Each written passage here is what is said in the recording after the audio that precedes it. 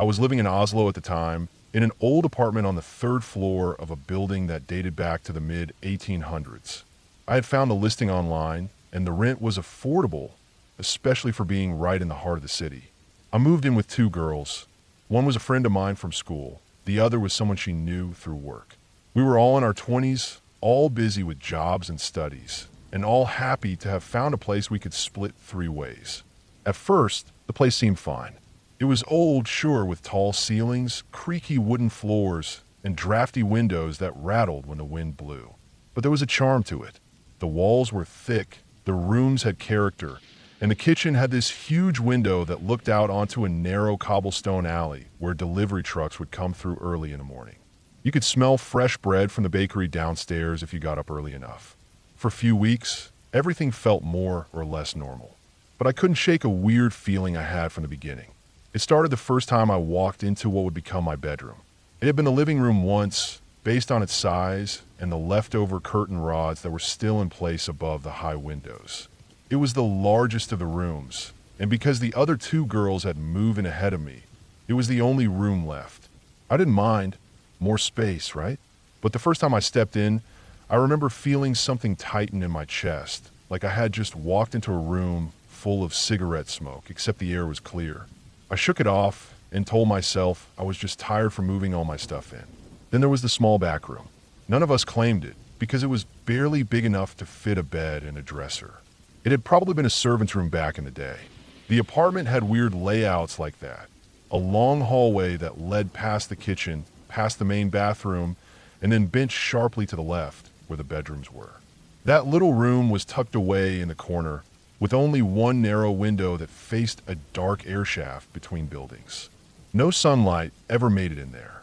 It always felt cold, even when the radiators were on full blast.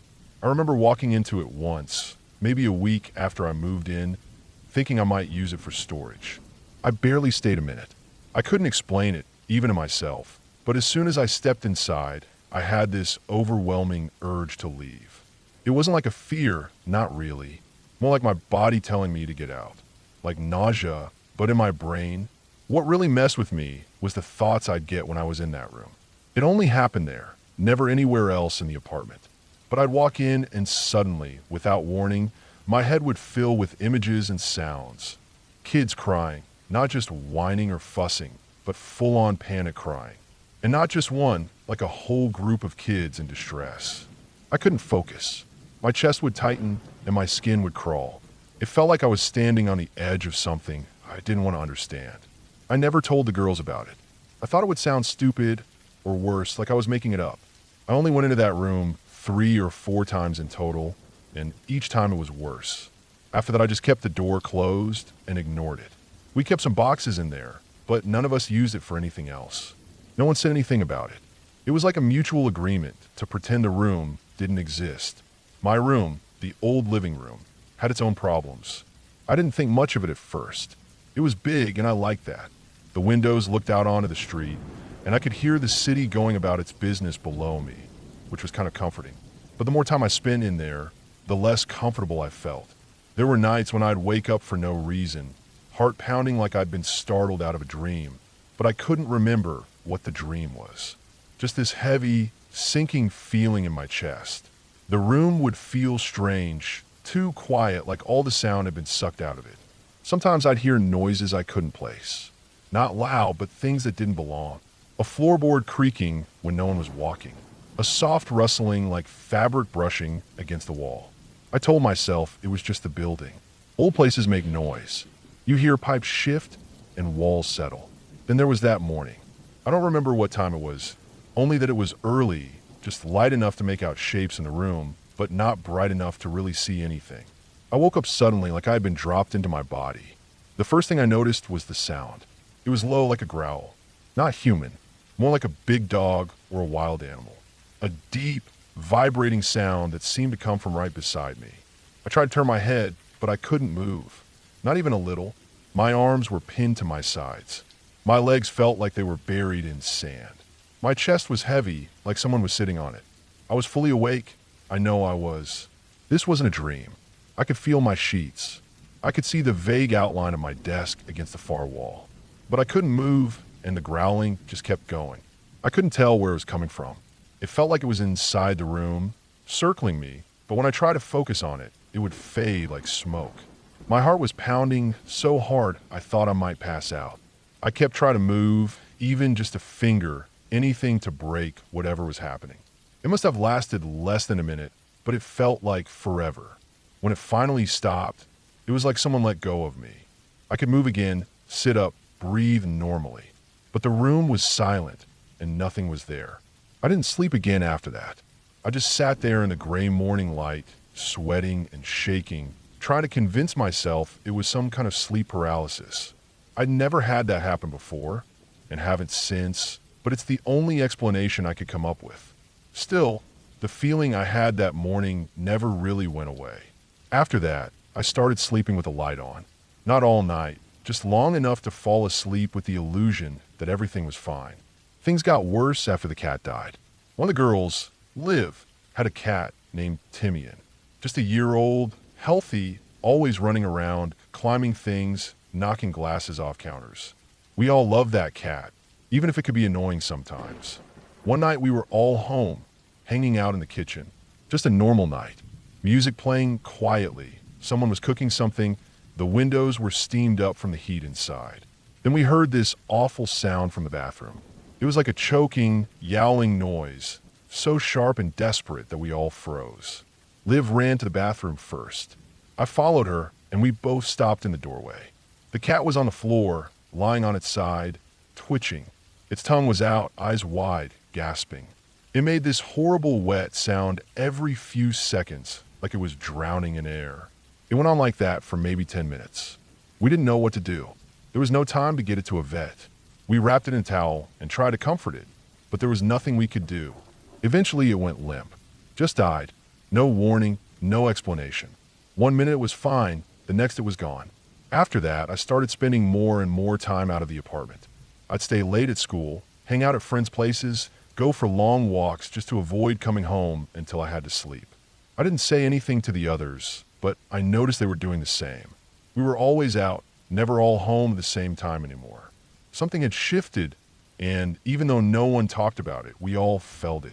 I kept thinking about the cold room, the way it made me feel, the way it seemed to press something into my mind that didn't belong to me.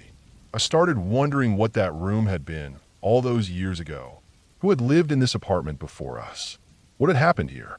I started looking up the building, trying to find records, but most of them were vague or missing. It had gone through dozens of tenants and at least 3 renovations, but no real history was available online. The final straw for me was something that might sound small, but it pushed me over the edge. I had come home early one evening around 5. It was winter, already dark. I stepped into the apartment, and everything was quiet. I thought I was alone, but as I walked past the closed door to the small back room, the one none of us used, I swear I heard something on the other side. Not loud, just a soft, steady sound, like breathing. I stopped, pressed my ear to the door. Nothing. I opened the door slowly. The room was empty, like always. A few boxes, dust in the corners, cold like a walk-in freezer, but empty. I walked in anyway, just to prove to myself there was nothing wrong. But within seconds, the nausea returned. My head filled with those crying sounds again. Kids crying, not for being hurt, but like they were trapped. I turned around and left. I closed the door behind me and walked straight into my room and started packing. I moved out 2 weeks later, found a smaller place farther out of the city. No charm, no history, just a clean, modern apartment with white walls and a working radiator. I didn't even care that it was boring. I needed boring. I never figured out what was wrong with that apartment, and I still don't believe in ghosts. I think places can hold on to things, memories, pain, fear. Maybe it's in the walls. Maybe it's just in our heads. But I know what I felt, and I know I wasn't the only one who felt it. I still think about that place sometimes. I still see in my mind the tall windows, the cold back room, the cat dying on the bathroom floor. But I don't go near that part of the city anymore. And I don't go looking for old buildings with character. I've had enough character to last me a lifetime.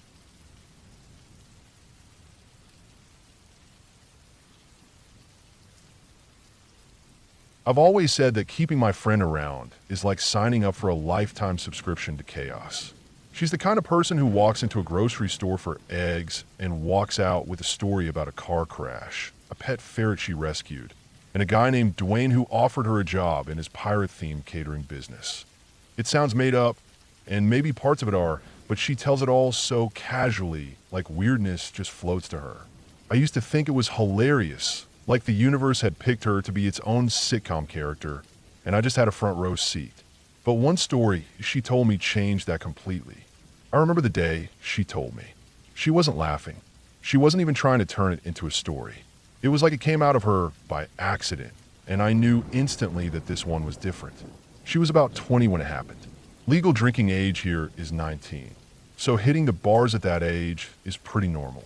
It was a Saturday night, and she'd gone out with a couple of her friends. Nothing wild, just drinks, some music, maybe some dancing. I don't think she was even drunk when it happened. She'd had a beer or two, but she was always better at pacing herself than the rest of us. The bar was one of those popular places that stay busy, but not sketchy. It wasn't in a rough area. You wouldn't expect trouble there.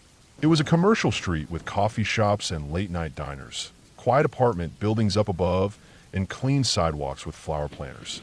It wasn't the kind of place you watch your back in. They were outside the bar, just starting to say goodnight. You know the way people linger and chat even after they say they're leaving. Some are getting their phones out to call a ride. Others are making loose promises about brunch tomorrow. Someone's lighting a cigarette even though they said they quit. It was that kind of moment. And then it broke apart. She said it was almost like the sidewalk split open and reality jumped the tracks. Two guys she didn't know were arguing a few feet away. At first it sounded like drunk bluster. Something about one guy looking at the other guy's girlfriend. She barely glanced over. It was background noise, until one of them pulled a knife. She said it happened so fast, it didn't register at first. 1 second it was raised voices, the next, one of them was clutching his stomach, and the guy with the knife had already turned and was running. Nobody screamed, not right away. There was this awful pause where everyone just froze and stared like their brains had to reboot. Then came the yelling and the phones coming out, and the crowd moving like a wave around the guy who was down on the pavement. She didn't think. That's what she told me later. She didn't weigh her options or decide to be brave. Something in her just clicked. She'd taken a first aid course the summer before for a lifeguarding job she didn't end up getting. It was supposed to just be something to pad her resume. She had never actually used any of it, but there she was, kneeling in someone else's blood.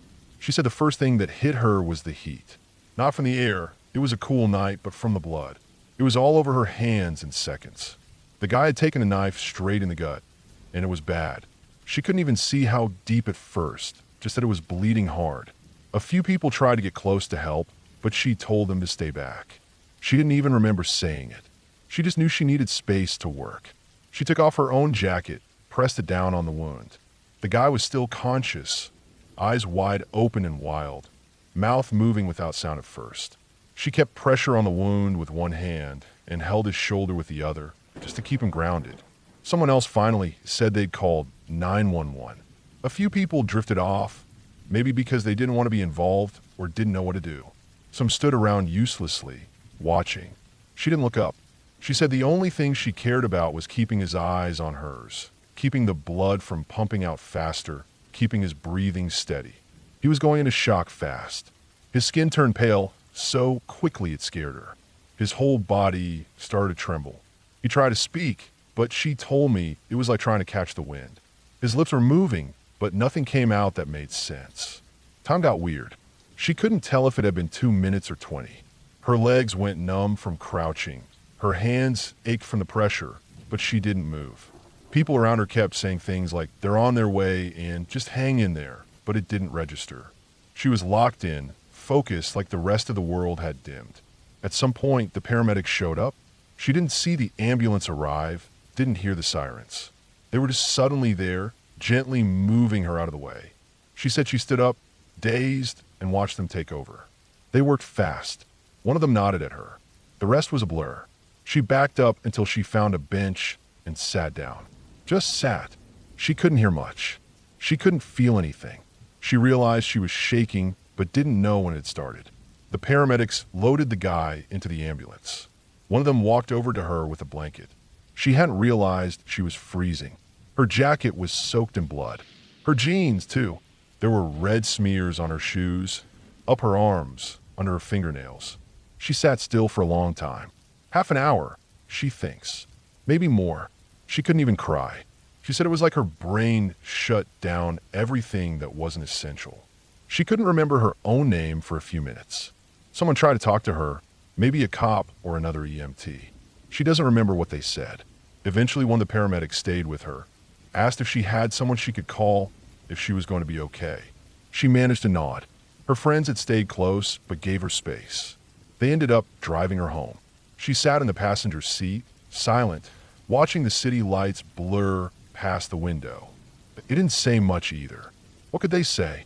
When she got home, she went straight to the bathroom and turned on the shower. She peeled her clothes off like they didn't belong to her.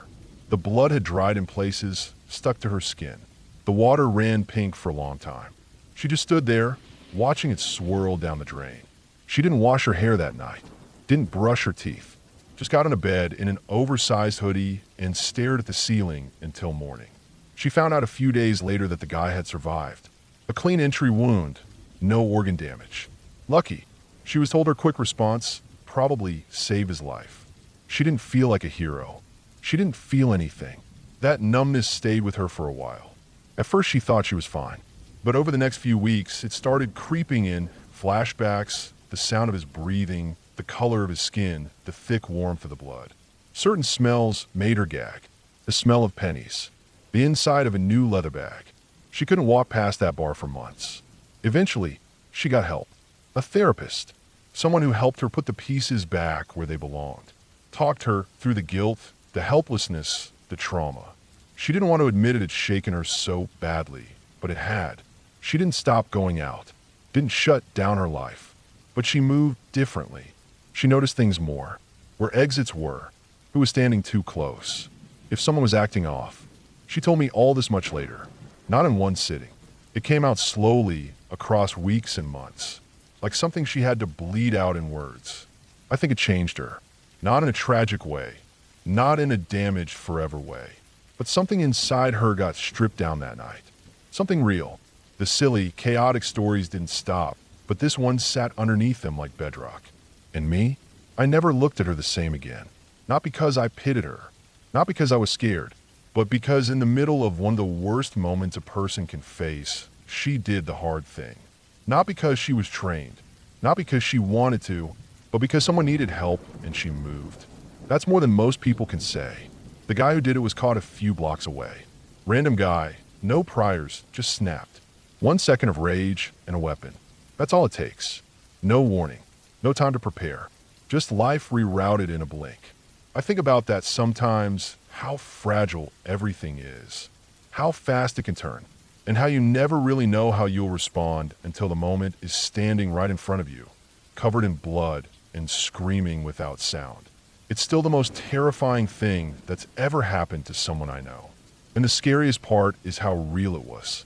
No shadows in the hall, no creaking floorboards, just a busy street, a cool night, and a life that nearly ended because someone got angry. And a friend of mine, who always seemed like a magnet for ridiculous stories, just happened to be the one who kept that life from slipping away. She doesn't talk about it much, but I think about it a lot. And every time I start to forget how serious life can get, I remember her sitting on that bench, covered in blood, staring at nothing, while the rest of the city kept moving like nothing had happened. Some nights, I dream about it, even though I wasn't there. That's how deep it cut. I guess that's what real horror is. Not ghosts or monsters, just the terrible things that people can do and the way we're left to deal with them afterward. And she did deal with it. She got up. She kept going. That's what matters. It didn't break her. It changed her, but it didn't break her. That, to me, is the clearest ending you can hope for. Not a happily ever after, but a true one. One where the worst thing doesn't get to win. One where survival, real, gritty, painful survival, is enough.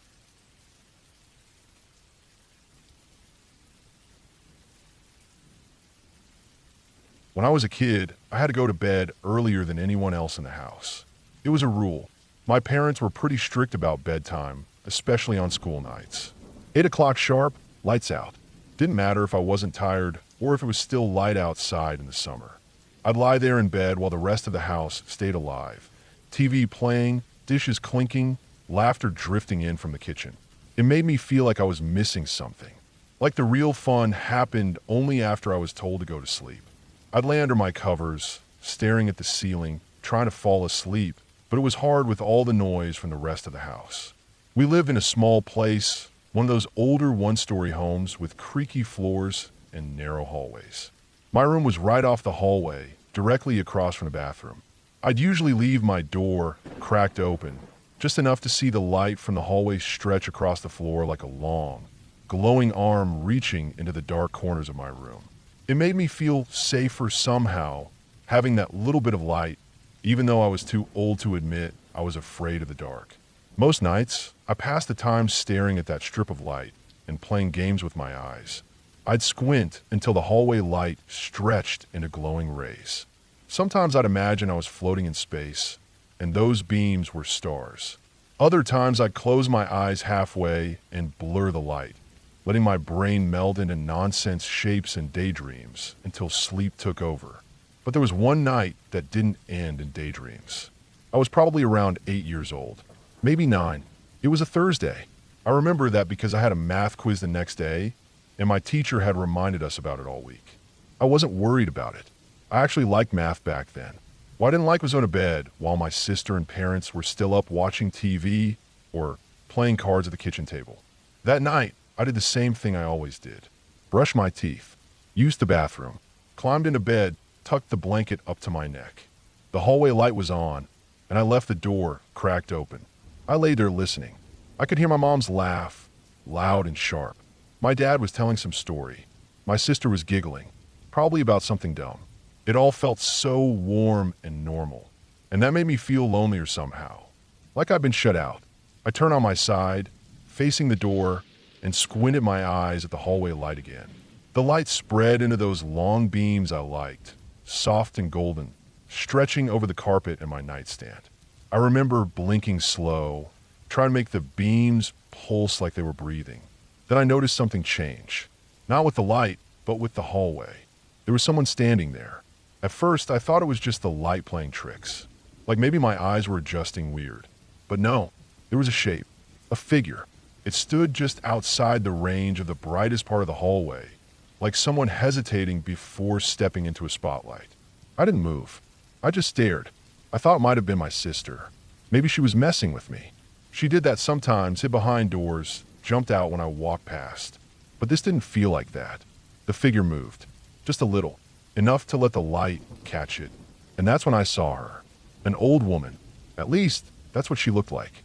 Her skin was pale and stretched tight across her face, almost see-through in the light. She had long yellowish blonde hair, like straw, and it was curled at the ends, the kind of curls I'd seen in old photos. She wore a long purple dress, the kind with a faded flower pattern. It looked worn, like it had been washed too many times. But the part one can't forget, the part that still burned in my memory after all these years, was her smile. It stretched too wide, not in a grotesque way, not like a cartoon or a horror movie, just too wide for her face. Her lips pulled back in a straight line, showing too many teeth. It wasn't a grin. It wasn't friendly. It wasn't sad. It was just a smile stretched long and hollow, like someone holding a smile too long after the moment passed. She stood there, staring at me. I froze. I wanted to scream. My chest tightened up and my throat locked. I opened my mouth, but no sound came out. It was like I'd forgotten how to scream. I just laid there, blinking at her, hoping maybe she wasn't real, that maybe my eyes were playing tricks. But she didn't go away. I remember my heart pounding so loud it hurt. I could still hear my family laughing down the hall, completely unaware that something was standing outside my door, watching me. I did the only thing I could think of. I yanked the blanket over my head.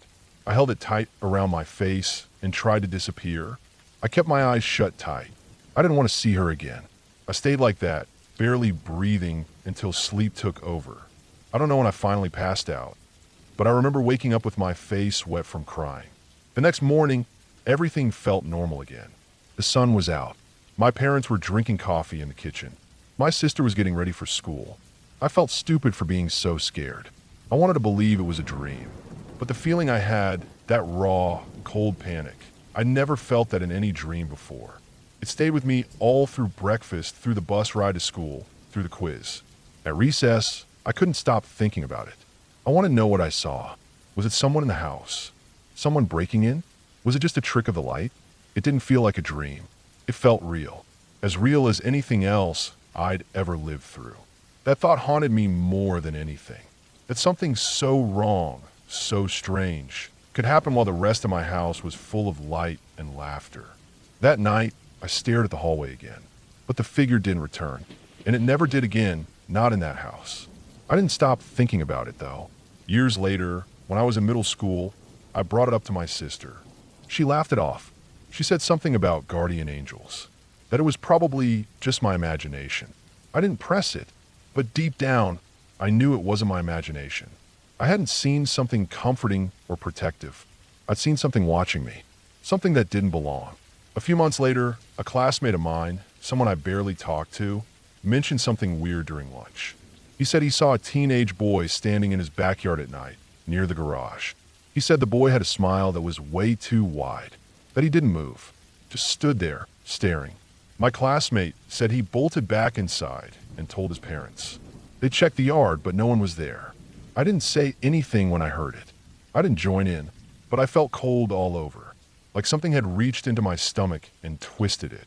It was that same feeling I'd had when I was a kid, hiding under my blanket, trying to pretend the thing in the hallway wasn't real. Over the years, I kept thinking about it. Not constantly, but it always came back in quiet moments. When I was laying in bed staring at a half-closed door. When I passed a mirror at night and saw movement behind me that wasn't there.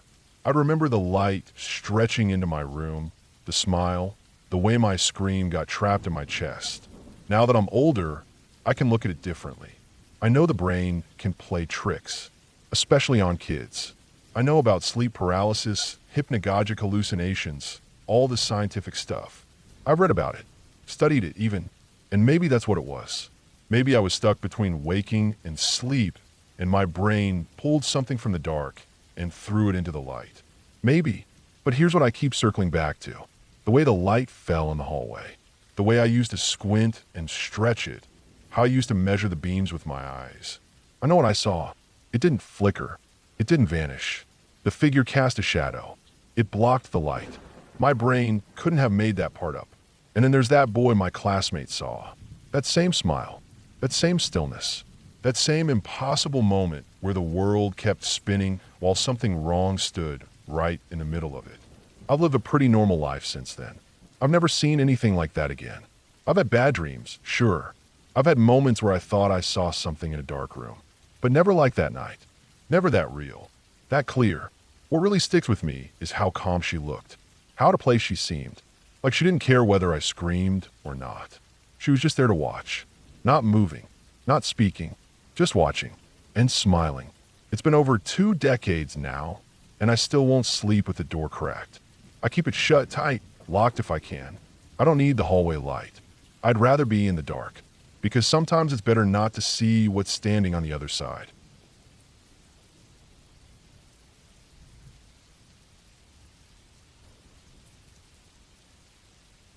I remember that night like it just happened yesterday, even though it was years ago. Back then, I was 14, and everything felt like a movie. Every crush, every hangout, every moment outside of school felt bigger than it was. That fall, the annual fair had come to the local park, the same one always did. It was something we all looked forward to: bright lights, junk food, bad pop music playing too loud from the rides, and way too many people packed into a small space. It was our town's way of pretending it was bigger and more exciting than it really was. That year, I went with 2 of my closest friends, Kale and Madison. We'd been planning it for weeks. We were what we thought made us look older, tried to act like we were so over the fair, even though deep down we were just excited to get out of the house. My mom dropped us off around 6, just as the sun was starting to go down. I remember the sky had that soft pink and orange glow, and the air had a bit of chill to it, just enough to make you wish you'd brought a hoodie. We did all the typical stuff for the first hour or so. Walked around pretending not to care, shared a funnel cake, stood in line for the Ferris wheel, but bailed halfway through because we got bored. Eventually, we got tired of the crowd. It was packed that year, shoulder to shoulder in some spots. We could barely hear each other talk. That's when one of us, I don't remember who, suggested we walk down a trail that starts at the edge of the fairgrounds. The trail was one of those paved walking paths the city put in a few years before. It was supposed to promote fitness or whatever. It stretched for a few miles through the park and into some wooded areas. During the day, it was full of people jogging or walking their dogs. At night, it was a different story. There were a few lights here and there, but for the most part, it got dark fast once you left the edge of the fairgrounds. But we thought we were being cool, getting away from the noise and the crowd, taking selfies where no one else was, making dumb TikToks on the trail. We didn't plan to go far, just enough to feel like we weren't like everybody else stuck in the same loop of booths and rides. The trail sloped upward a little, and about 10 minutes in, we reached the top of the hill. It wasn't a big hill, but it gave us a bit of space from everything below. At the top was a concrete tunnel that the trail went through. It was made for the trail to pass under a street, and it always smelled like wet dirt and spray paint. The lighting inside the tunnel barely worked. Just one flickering light on the ceiling that cast a weird yellow glow. We didn't go through it. We just sat at the mouth of the tunnel on the side, closest to the fair, our backs against the cool concrete wall.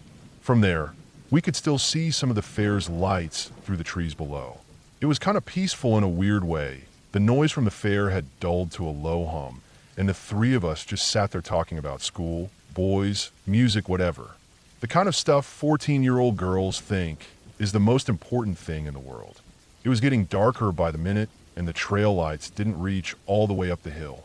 I started to notice that every time someone walked by below, their silhouette would catch in the last bit of light before they disappeared behind trees again. It didn't feel creepy then, just distant, like we were watching the world from a different level. It was maybe 20 minutes later when she showed up, a woman, maybe mid-30s, carrying a baby in one of those front strap carriers. I didn't see where she came from.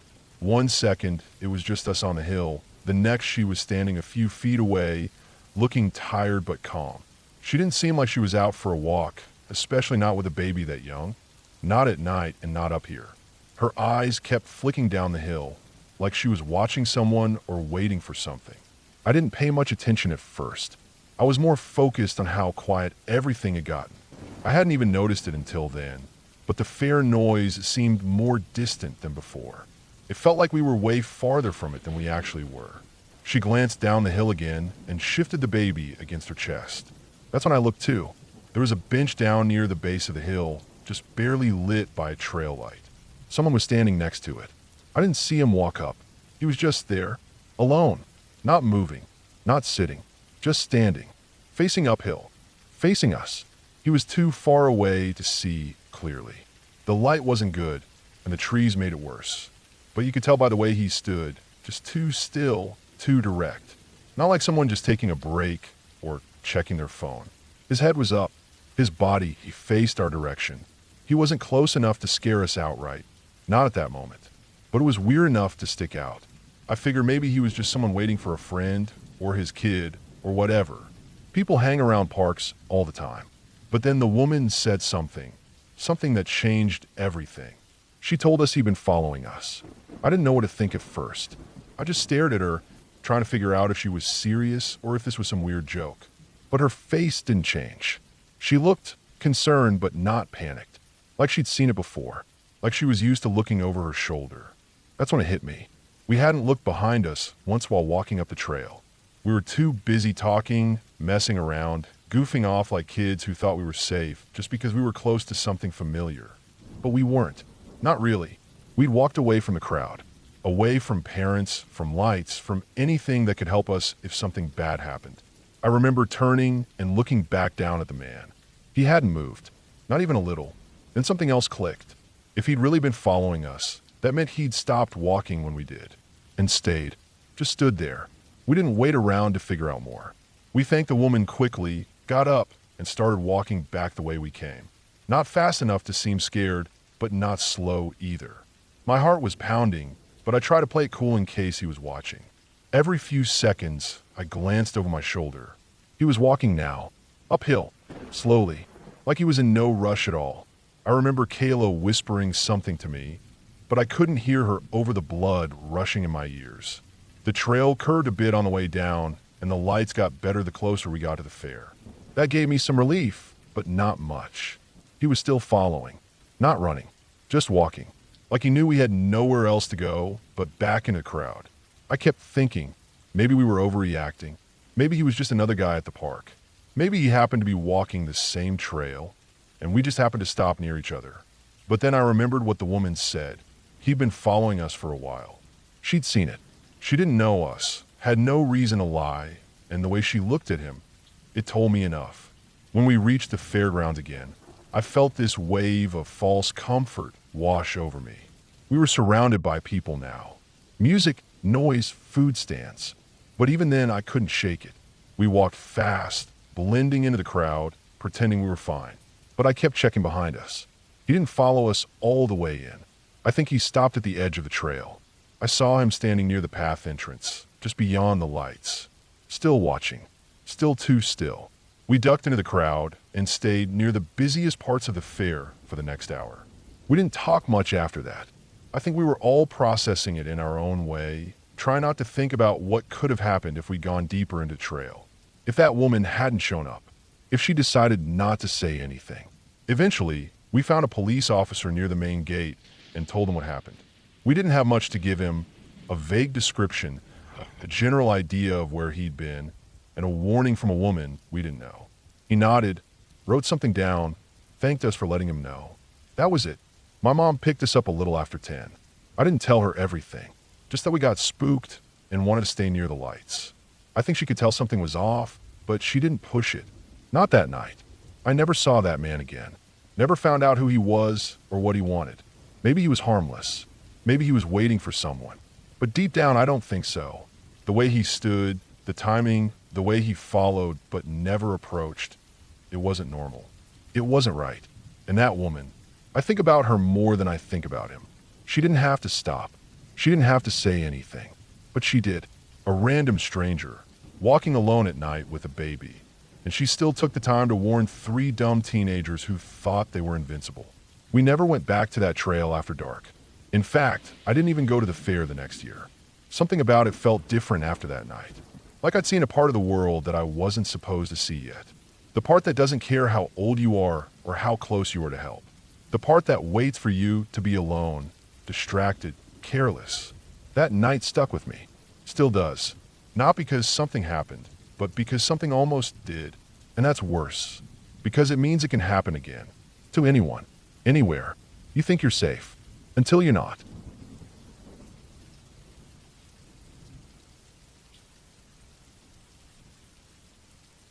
It was around last year when everything happened. I remember it clearly because the semester had just started to calm down. The campus had returned to its usual rhythm after the chaos of enrollment, and most people were either stuck in their coursework or just beginning to settle into their routines. The weather was still warm, but the nights had started to feel a bit colder, the kind of cold that made you want to stay inside and leave your windows shut.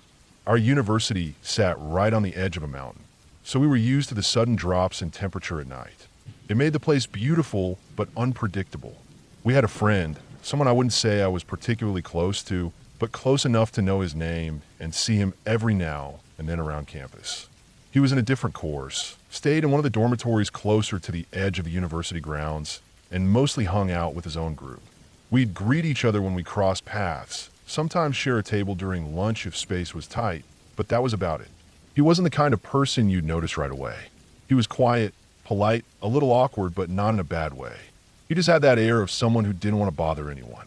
I didn't even realize he had gone missing until the night the news started to spread. I was sitting in our shared living room with my housemates. We weren't doing anything special, just scrolling through our phones, eating leftovers, the usual midweek routine. That's when one of my housemates suddenly sat up and said he saw something on the university's Facebook page.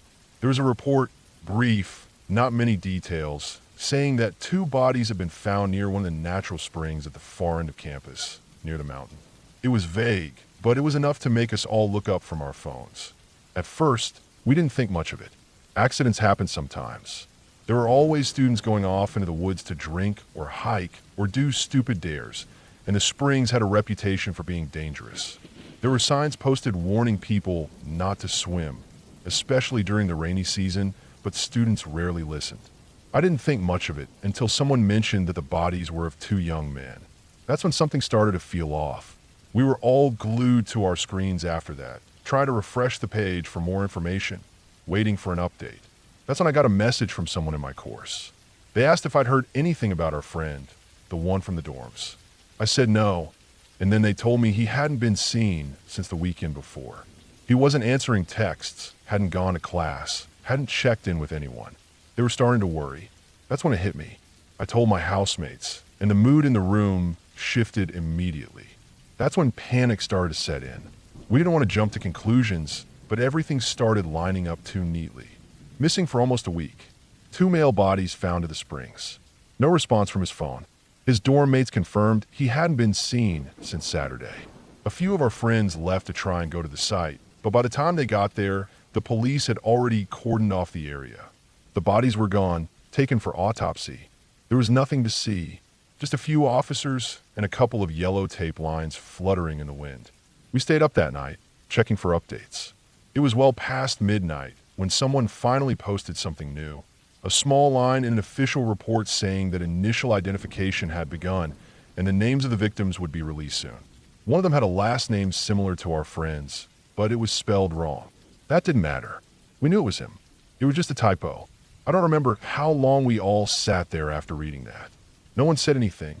We just sat there, staring at the screen, letting the weight of it sink in.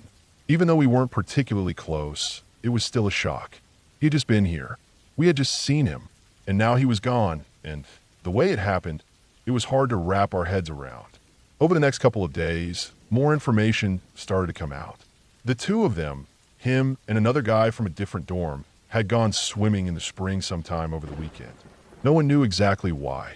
It wasn't a secret that the place was dangerous. Maybe they thought it would be fine. Maybe they were drunk. Maybe they just wanted to escape everything for a bit. Whatever the reason, they went in and they never came back out. When the bodies were found, they were in bad shape. They'd been in the water for days. The spring wasn't just cold. It was deep, and the currents could pull you under without warning. The water preserved them in the worst way. Their bodies had bloated from being submerged for so long, and the report mentioned crustaceans had started eating away at their skin. The initial assumption was that they'd been beaten or tortured because their bodies were covered in what looked like lashes or welts. But it turned out to be the result of the water, the decay, and the wildlife. It wasn't a crime. It was just nature doing what it does to the dead. Some people started saying it was a frat initiation gone wrong. The rumors spread fast. But those who knew them, even a little, knew they weren't part of anything like that. They weren't the type. It was just a tragic accident. 2 young guys went for a swim in a place they shouldn't have, and a mountain took them. Simple as that. But it didn't feel simple. Not when you saw the photos of the spring. Not when you read the autopsy reports. Not when you saw his face in your mind every time you tried to sleep. In the days that followed, the university held a memorial. It was small, quiet, not overly formal. Just a gathering of students, teachers, and a few family members who could make it. The dorm he lived in placed a small framed photo of him in the common area, surrounded by candles and flowers. People came by to light incense, leave notes, or just stand there in silence. I didn't know what to do with my feelings. I didn't cry. I didn't say anything to anyone. I just went about my days like normal, but everything felt off. I avoided the path that led near the mountain. I couldn't look at the photos of the spring without my stomach turning. Even the smell of cold water started to make me feel sick. It was like the weight of it all just sank into my bones. A few weeks later, when things started to settle down, I decided to visit the spring. Not to swim or explore, just to see it with my own eyes. I went alone early in the morning when the fog still clung to the trees. The path was quiet, the kind of quiet that makes your ears ring. There was a faint smell of wet leaves and moss. I followed the trail until I reached the edge of the spring. The water looked still, too still. It had a greenish tint to it, and I could see how someone might think it looked peaceful. But it wasn't. Not anymore. There was no sign of what had happened. No markers, no tape, nothing. Just water, rocks, and trees. I stood there for a while, trying to imagine what their last moments must have been like. Did they panic? Did they try to save each other? Did they scream? Or did they just slip under without a sound? I stayed until the sun came out and the fog started to lift. Then I turned around and walked back. I didn't look back. I haven't been there since. I don't think about him every day, but when I do, I remember the way he used to walk, kind of hunched, with his headphones always in. I remember the way he would smile if you held the door open for him. I remember the sound of his laugh, even though I only heard it a few times. The truth is, sometimes people disappear, and we don't notice until it's too late. We get caught up in our own lives, our own routines, and we forget how quickly things can change. How fast someone can be there one moment and gone the next. What happened to him wasn't fair. It wasn't dramatic. It wasn't the kind of thing you see in movies. It was slow. It was quiet. It was real. And that's what makes it so hard to forget.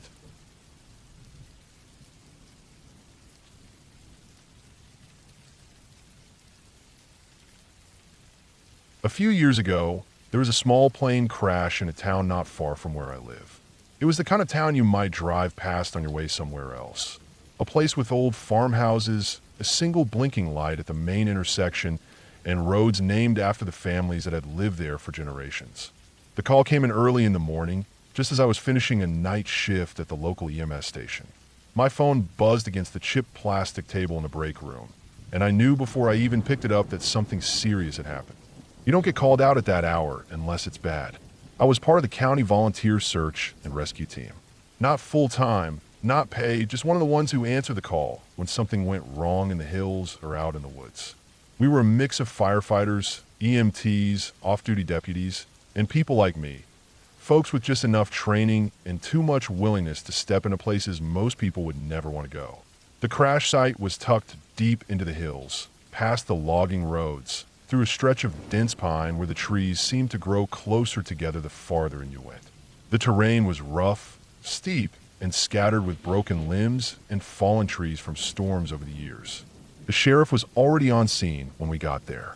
His face was gray, and his mouth was set in a way that told you everything before he even spoke. He told us it was a private plane, a small Cessna, probably, carrying an elderly couple and their young granddaughter. That was all he said, and then he just looked away. None of us needed to hear anything more. The air seemed to go still around us. You could feel in your bones. Every sound from the woods, birds, rustling leaves, even the distant hum of traffic far off, just stopped. There's something about knowing a child has died that scrapes something raw inside you, something deep and buried. Our team lead stepped up, his voice even but low, and he gave us the choice. He said if anyone wasn't comfortable helping with the recovery, they could step back. No shame, no judgment. He knew what this was going to be. No one would be coming out of it untouched. About half the group stepped aside. Some looked shaken, others just tired. Nobody made eye contact. They helped with the equipment, ropes, radio comms, laying out a basic perimeter, but they stayed out of the zone. The rest of us clipped in and began our descent. The hillside was steep, covered in loose soil and patches of ice that hadn't melted from the last cold snap. My boots slid more than once. There were branches sticking out at odd angles, some stripped clean by the impact. Pieces of the aircraft were everywhere. Ripped aluminum, shattered plexiglass. Insulation blown out like stuffing from pillow. One wing was halfway up a tree, bent like a broken limb. The smell was something I'll never forget. Not burning, not really. More like oil and blood and dirt and metal all mixed together. It clung to your clothes and your skin. It stuck in your nose no matter how many times you tried to breathe through your mouth. The first thing I saw when I stepped around the main wreckage was a small stuffed bear. It was lying on its side, half buried in a bed of pine needles and shards of broken plastic. The fur was matted, and one of the button eyes had been torn off. The worst part was the blood soaked through the fabric. It was dark, dried already, but it was enough. I didn't want to touch it, but I couldn't look away either. That image stuck with me. It still does. We found the bodies a little farther down, where the fuselage had broken open. They weren't whole. That's the kind of detail I usually try not to remember, but sometimes it's like my brain plays it back for me without asking. The elderly man, probably the grandfather, was still buckled in, slumped over the twisted remains of the pilot's seat. His hands were clenched tight, even in death. The woman, his wife maybe, had been thrown a few feet out, and her body was twisted in a way that made it hard to even recognize her as a person at first. The girl was in the back. She couldn't have been more than 7 or 8. Her small frame was caught in a mess of metal and fabric and wires. Her head tilted back at an impossible angle. Her eyes were open. That's the part that broke something in me. They looked glassy and empty, staring up at the trees like she was still trying to understand what happened. We had to stop. No one said anything, but we just stood there, still and silent like a group of statues. I felt my stomach turn over, but nothing came up. I'd seen bodies before, burned victims, suicides, people crushed in wrecks, but this was different. This wasn't just death. This was something colder, more final. There was no story here, no timeline to reconstruct, no hope of revival. Just loss. We radioed in the find and started the recovery. It took hours. Every movement had to be slow and careful, both for safety and out of respect. The bodies had to be brought up the hill in bags, piece by piece, and every step of that trail felt like walking through water. Heavy, slow dragging. I carried the little girl's body. I didn't want anyone else to have to do it. She weighed almost nothing. The bag was so light, I thought maybe it was empty, but I knew it wasn't. I kept my eyes on the ground the whole time. If I looked up, I was afraid I'd cry, and I didn't want to do that. Not in front of the others. Not then. When we reached the top, the coroner's van was waiting. The deputies took over, and our job was done. We sat on the tailgate of one of the trucks, drinking water and staring at the ground. No one said much. A few of the guys lit cigarettes with shaking hands. Someone passed around a pack of gum. I sat there and tried to make sense of what I had seen. There was no way to do it. It was just pain. That's all there was. Just pain and silence and the slow ticking of a watch somewhere in the back of my mind. Over the next few weeks, I went through the motions of life. I got up. I went to work. I laughed when other people laughed. I ate when I was hungry, but something inside me had changed. I was numb, like someone had turned the volume down on the world. I didn't sleep well. I'd wake up in the middle of the night with the smell of that crash site in my nose or the image of those empty eyes staring up through the wreckage. I didn't talk to anyone about it. I didn't know how. The worst part was knowing that this wasn't some act of violence or malice. It wasn't someone hurting someone else. It was just an accident. Just a normal day that ended too soon. The kind of thing that happens without warning. The kind of thing that could happen to anyone. I took some time off for volunteering after that. I told people I was busy with work, but the truth was I couldn't handle the thought of going out on another recovery. I kept seeing her face. I kept thinking about that bear. I started carrying a photo of my niece in my wallet. She was the same age. Every time I looked at her, I thought about the girl in the crash, about how she never got to grow up, about how one moment took everything from her. It made me protective in a way I hadn't been before. It made me scared in a way I couldn't explain. Months passed. Eventually, I went back to volunteering. Quietly, without any big announcement. Just showed up at the next drill and started helping like I always had. Some people noticed. A few nodded. No one asked questions, and I was grateful for that. I didn't need to talk about it. I just needed to feel useful again. Since then, I've been part of a lot of recoveries. Lost hikers, car accidents, drownings. Some were worse than others. Some are almost peaceful, if that's even the right word. But none of them hit me like that crash did. None of them cut into me the same way. I think about it sometimes when I'm out in the woods, walking the trails, or setting up a line. I think about the people who never made it home. I think about the families waiting for answers. And I think about that little girl with the teddy bear. I still see her face even now. But I don't flinch anymore. I carry it with me. Not as a wound, but as a reason. A reason to keep showing up. A reason to bear the weight. So someone else doesn't have to. We all carry something. For me, it's her. I never knew her name, but I remember her. I always will. That's what I learned from that day.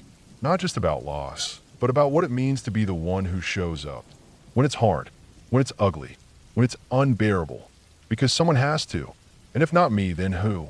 So I keep going. I keep walking into the woods. I keep answering the calls. And every time I do, I carry her memory with me, quiet, steady, and always there. That's how I live with it, not by forgetting, but by remembering, and by making sure that when the next call comes in, I'm ready, because someone has to be.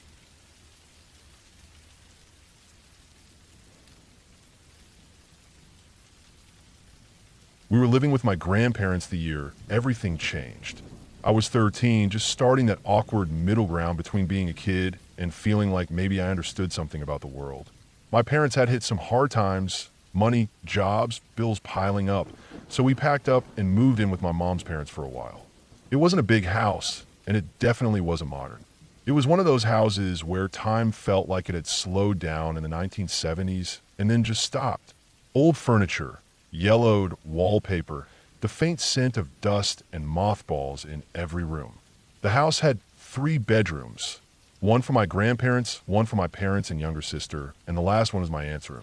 She had moved out years earlier, but all her stuff was still there, like a museum of her teenage life.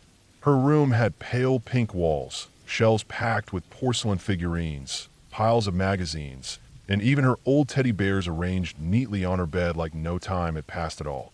I hated going in there. Not just because it felt like trespassing into someone else's frozen past, but because of the doll lamp. The lamp was about 2 feet tall. Victorian style, stiff curly blonde hair, pale skin, glassy blue eyes that never blinked, even though you kept waiting for them to. It wore this off-white lace dress with tiny buttons and a flared collar, like something out of a funeral parlor.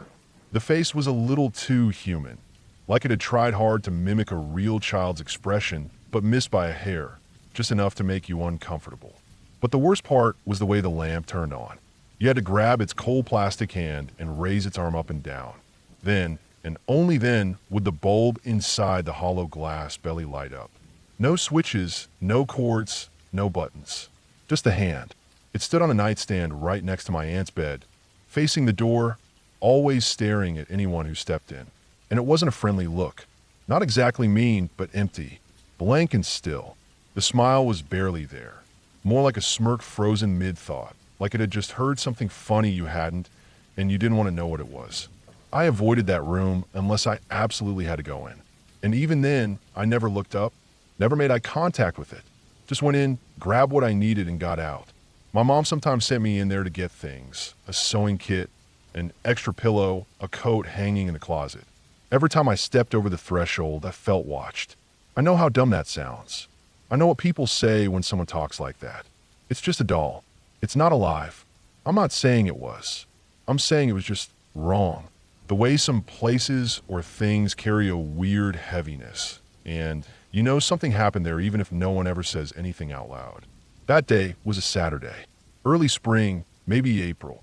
The sky was overcast, but the afternoon was still bright with that soft light that happens when the clouds are thin enough to glow. I remember it was quiet, almost too quiet. My parents had taken my sister to the store, and my grandparents were out visiting someone from church. I don't even remember why I stayed behind. Probably just wanted some alone time, or maybe it was tired of errands. Either way, I was home by myself. After about an hour of watching TV on the floor in the living room, I realized I was cold. The vents in that house were ancient and uneven. One room would be hot as a sauna, and the next felt like an icebox. I wanted a blanket, but the good thick ones were in my aunt's room, in the closet, right next to the door. I thought about it for a while, maybe 10 minutes, just sitting there debating it. The blanket would be nice, and I didn't want to go dig through my parents' room, which was already cramped. So I told myself it would be quick. The 2 main things in my favor. It was daylight, and the closet was directly beside the door. If I didn't look up, didn't look at the doll, and just focused on my feet, I'd be in and out in under 30 seconds. That was the plan. I stood up, took a deep breath, and walked down the hall. The floorboards creaked like they always did. 3 long steps, a soft groan near the middle of the hall, then 2 more. I reached her door. It was already half open. I pushed it the rest of the way slowly, and it let out a long, low squeal that made me wince. The room looked exactly the same as always, bed made, curtains half open, a slight breeze causing them to sway. The doll was there. I could feel it, even though I never looked up. Just stood right inside the room, turned around so my back was to it, and reached for the closet door. The closet, opened outward, so I had to twist the knob and pull it toward me. I bent down and started reaching blindly for one of the thick wool blankets near the bottom of the stack. They were all folded, but never neatly, so it took some rummaging. That's when I noticed something had changed. The light. I didn't hear the click of it turning on. It didn't flicker on like a normal lamp. It was just suddenly there. The room grew warmer, brighter, and that shift, however small, registered in my brain like an alarm bell. The hairs on the back of my neck prickled. My stomach dropped a few inches. I froze, didn't turn, didn't breathe, just knelt there, blanket half pulled, heart thudding in my ears. I knew it was on. I could feel the light against the backs of my arms, casting shadows inside the closet. But what really hit me was how still the room had become. No curtain movement, no outside birds, not even the hum of the fridge. Just complete and total silence. I stayed there for what felt like forever. My legs started to ache, and my fingers went numb from gripping the edge of the blanket. I wanted to scream, run, do anything but just kneel there, but I couldn't. Something deep in my brain told me that whatever I did next mattered. Eventually, instinct took over. I didn't bolt. I didn't cry. I just moved slowly. I stood up with the blanket in hand, turned around carefully, and prepared to walk out. But I made the mistake of looking up, and what I saw has never left me. The lamp was on. That faint amber glow came from inside the doll's torso, flickering slightly like the bulb was old. And the hand, that stiff, cold plastic hand, was raised. Straight out in front of it, elbow bent, palm tilted down slightly. Pointed directly at me, like it had seen me come in, like it had waited for the perfect moment to lift its arm and say, "I see you." My eyes locked on it. My feet wouldn't move. My brain kept repeating, "You didn't touch it. You didn't turn it on. You didn't go near it." But here it was, hand raised, light glowing, smiling, that dead little grin like it had won something. I finally tore my eyes away and stumbled backward out of the room. Almost tripped over the door frame, then ran, full speed, down the hall and into the living room. I tossed the blanket on the couch and sat there, knees pressed to my chest, staring at the hallway like something might come around the corner. It didn't. Nothing did. And after a while, the house returned to its normal, quiet self. Birds chirped outside. A car passed. I started to hear the fridge humming again. But the feeling in my chest never went away. That heavy stone of wrongness stayed with me. I didn't go back into that room. Not that day. Not for the rest of the year we lived there. When my parents got home, I didn't say anything. Not because I thought they'd laugh, but because I didn't know how to explain what I'd seen. How do you explain something that shouldn't happen, but did? How do you tell someone a lamp turned itself on and moved its arm when no one was there to touch it? Over time, I tried to convince myself it was a mechanical glitch. Maybe the wiring had short. Maybe the breeze had moved the arm just enough to close the circuit. But I knew better. That arm wasn't loose. You had to apply pressure to it. You had to grip the hand and move it with purpose. And even if the wind had somehow done it, how did it know to point directly at me? I avoided the room as much as I could. My mom stopped asking me to grab things from there, maybe noticing how pale I looked every time she mentioned it. Eventually, my aunt came back to visit and took some of her things with her. One of those things was the doll lamp. She packed it into a box with a few of her other decorations and hauled them off to her new place a few towns over. I never asked her what she did with it. I never wanted to know, but I still remember every detail. How the hand was raised just so, how the light made the walls look warmer, but didn't feel that way, how the smile never changed. That moment is burned into my memory like a scar I don't talk about. Years later, when I was in my 20s, I finally brought it up to my mom. I didn't go into full detail, just said, "That doll lamp in your sister's room. Did it ever turn on by itself?" She paused, looked at me strangely, then said no. She'd never noticed anything weird about it. I didn't push. I just nodded and changed the subject. But even now, every so often, I'll be walking through a thrift store or someone's old house. I'll see a doll. Not the same one, of course, but similar enough. And that feeling comes rushing back.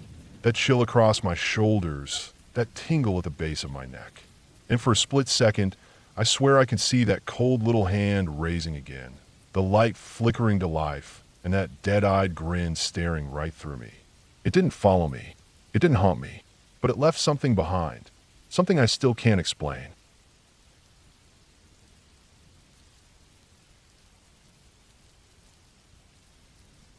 I've had sleep paralysis since I was a teenager, but I didn't know what it was for the longest time. Back then, I didn't even have the words for it.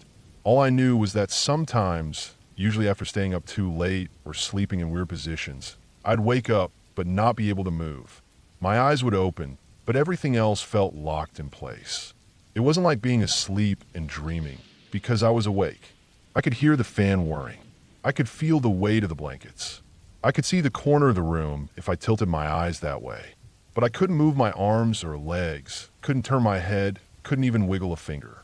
It felt like my body was a sack of wet concrete, like something was pinning me down, even though nothing was touching me. The first few times it happened, I thought I was dying. You don't understand how terrifying it is until it happens to you. You want to scream, but your mouth won't open. You want to get up, but your body ignores you. It feels like drowning in air. The more you panic, the heavier everything feels. I'd lie there, stuck, and sometimes I could hear this weird buzzing or static in my ears. I remember one time it sounded like someone tuning a radio right next to my head. It didn't really get easier over time. You'd think it would. You'd think after 10 or 20 episodes, you just tell yourself, oh, this is sleep paralysis, and calm down. But no, every time it hit, it felt like the first time. My chest would seize up. My thoughts would race. And worst of all was what I saw. Always the same thing. The monster. That's what I call it now. I used to think it was a demon, or maybe a ghost, or some kind of shadow person. But now I know better. It's not anything supernatural. It's just my brain screwing up. A glitch. A side effect of the boundary between dreaming and waking. But knowing that doesn't make it feel less real when it's happening. It doesn't make it any less horrifying when I open my eyes and see it standing in the corner. It always starts the same way. I wake up and instantly know I can't move. My eyes flick around, but nothing else responds. My limbs feel like they've been unplugged. I try to wiggle my toes. Nothing. I try to clench my jaw. Nothing. And then I feel it. The pressure. At first, it's just this vague weight on my chest, like someone sitting on me or pressing down with both hands. It gets harder to breathe. My ribs feel tight. My throat closes up. And then I see it. In the corner of the room, usually where the shadows are thickest, it starts to form. Not suddenly, not all at once. It kind of builds itself out of the dark, like it's made of smoke or dust or ink. It's always the same shape. Tall, thin, long arms, too long for a human.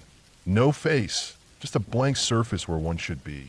Its head is shaped like a skull, but it's smooth, featureless, like someone wrapped a piece of cloth over a balloon. And it doesn't move like a person. It just appears closer, a little at a time. You blink, and suddenly it's at the foot of the bed. You blink again, and it's leaning over you. The worst part isn't that it's there. It's that you can't do anything about it. You can't move. You can't scream. You're stuck. You just lie there and watch it lean closer and closer until it feels like it's breathing on you. But it doesn't breathe. It doesn't do anything. It just watches. Or would if it had eyes. The first time I saw it, I thought I was going to have a heart attack. My chest hurt. My hands were numb. I thought I was dying. Eventually, I was able to let out a little grunt, just a puff of air. It felt like blowing a hole in thick ice. That tiny noise seemed to snap something loose. My fingers twitched. I jerked my head to the side. The paralysis broke, and the monster vanished like smoke in the wind. I shot out of bed, sweating, shaking, heart pounding like I'd run a marathon. I couldn't explain what I'd seen. It didn't make any sense. But I knew it felt real. More real than a dream. It happened again 2 weeks later. Then again a month after that. The same sequence every time. Waking up stuck, the weight on my chest, the monster in the corner, the panic, the static in my ears. Every time I managed to break free, it was after I made a sound. A grunt, a breath, a tiny whimper. And every time, the thing would vanish like it had never been there. I started researching it online. That's how I found out what sleep paralysis actually was. I read stories that were eerily similar to mine. People seeing shadow figures. People feeling a presence in the room. Some saw witches or demons. Some felt hands choking them or heard whispers. But the details were always just different enough to be personal. It was like our brains all used the same building blocks, but arranged them differently depending on what scared us most. That made sense to me. The monster I saw wasn't random. It looked like something designed to terrify me. Long limbs, Blank face, not moving right. It reminded me of the things I was scared of as a kid. Mannequins, corpses, tall shadows behind curtains. The stuff that lingers in your brain even after you grow up. Something in me recognized it before I even understood it. That's why it always came back the same way. One time I saw it 3 nights in a row. That week was hell. I wasn't sleeping right. I was stressed about work. I was falling asleep at weird hours, half napping on the couch, dozing off at my desk. I remember waking up at 3:17 a.m. on the 3rd night and instantly feeling that weight. I opened my eyes and saw it again. Closer this time, right by my dresser. I try not to blink, but I couldn't help it. And when I did, it was standing next to the bed. That time I didn't even try to fight it. I just focused on breathing slowly, keeping my eyes open. I told myself, in my head, that it wasn't real. It was my brain tricking me. Just static and fear and leftover dream images bleeding into the real world. It didn't help much, but I think it kept me from losing it completely. I didn't grunt. I didn't break free. I just laid there and stared until, without warning, the paralysis wore off. My fingers twitched. I sat up, gasping. The thing was gone. That morning I felt like I hadn't slept at all. I called in sick and stayed home, just lying on the couch with the TV on low volume. I couldn't stop thinking about how real it had looked, how specific, like it knew me. Over time, I started to recognize the signs before it happened. If I was too tired or slept on my back or had a weird nap during the day, I'd get that sinking feeling as I drifted off, like my body was shutting down too early and my brain stayed online. I learned to roll over before falling asleep. I learned to keep my room cool and dark. I cut back on caffeine. I stopped napping. I tried to keep a strict schedule. Still, it never fully stopped. Once or twice a year, even when I thought I was doing everything right, it would hit again. And every time, the monster was there. I never gave it a name. I didn't want to give it more presence than it already had. But I knew what it represented. It was fear, pure and simple. Primal fear. That instinctive, deep pre-language fear of being hunted, being trapped, being watched. It wasn't just my fear. It was everyone's fear. The shape of it might be different, but the feeling was the same. I've seen it 3 times in the past year. Each time, I recognized the moment it started, the heavy feeling, the static hum, the frozen limbs. And each time I saw that thing in the corner, I reminded myself that it wasn't real. That it was just a hallucination born from some ancient wiring in the back of my brain. A reaction to fear itself. And somehow that helped. Not enough to make it stop, but enough to keep me from spiraling. The last time it happened, about a month ago, I managed to stay calm the entire time. I couldn't move, but I didn't panic. I stared right at the shape as it crept closer. It didn't lunge. It didn't attack. It never has. It just exists. A projection of something that isn't supposed to be seen. The physical form of terror, painted on the canvas of a half-asleep brain. I focused on making a sound. I worked my throat like I was coughing, and after a few seconds, I managed to let out a breathy gasp. That was all it took. My fingers twitched. My arm jerked. I sat up, panting. The monster dissolved into the shadows, as always. That's the thing about sleep paralysis. It's horrifying, but it's also predictable. It doesn't follow you into the real world. It doesn't leave bruises or marks. It can't hurt you. It's your own mind using your worst fears against you. And the more you understand that, the less power it has. I still get scared every time it happens. I probably always will. But now I know what it is. And that makes all the difference. The monster is always the same because it comes from the same place. It's not a ghost or a demon. It's not something out there trying to get in. It's already inside. It's built into us. Just a piece of ourselves, twisted by panic and darkness and silence. A mirror, not a monster. And as terrifying as that is, it's also something I can live with.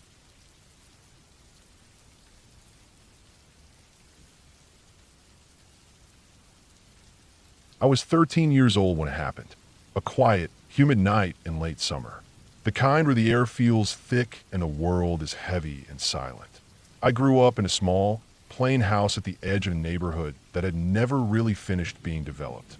Half the street had new homes with mowed lawns and shiny cars in the driveways. But the other half was mostly just empty lots and overgrown patches of weeds. Beyond our backyard, there was a strip of woods that no one really talked about. It wasn't deep or mysterious, just a buffer zone of pine trees and thick brush between us and the next housing development over. Still, it always gave me a strange feeling. Not scary, not quite, but uncomfortable, like I wasn't supposed to be near it. I hadn't been feeling well that week. I just started my period for the first time, and I was a mess. Sore, bloated, nauseous, and for some reason incredibly tired. I remember lying in bed that night, exhausted but uncomfortable.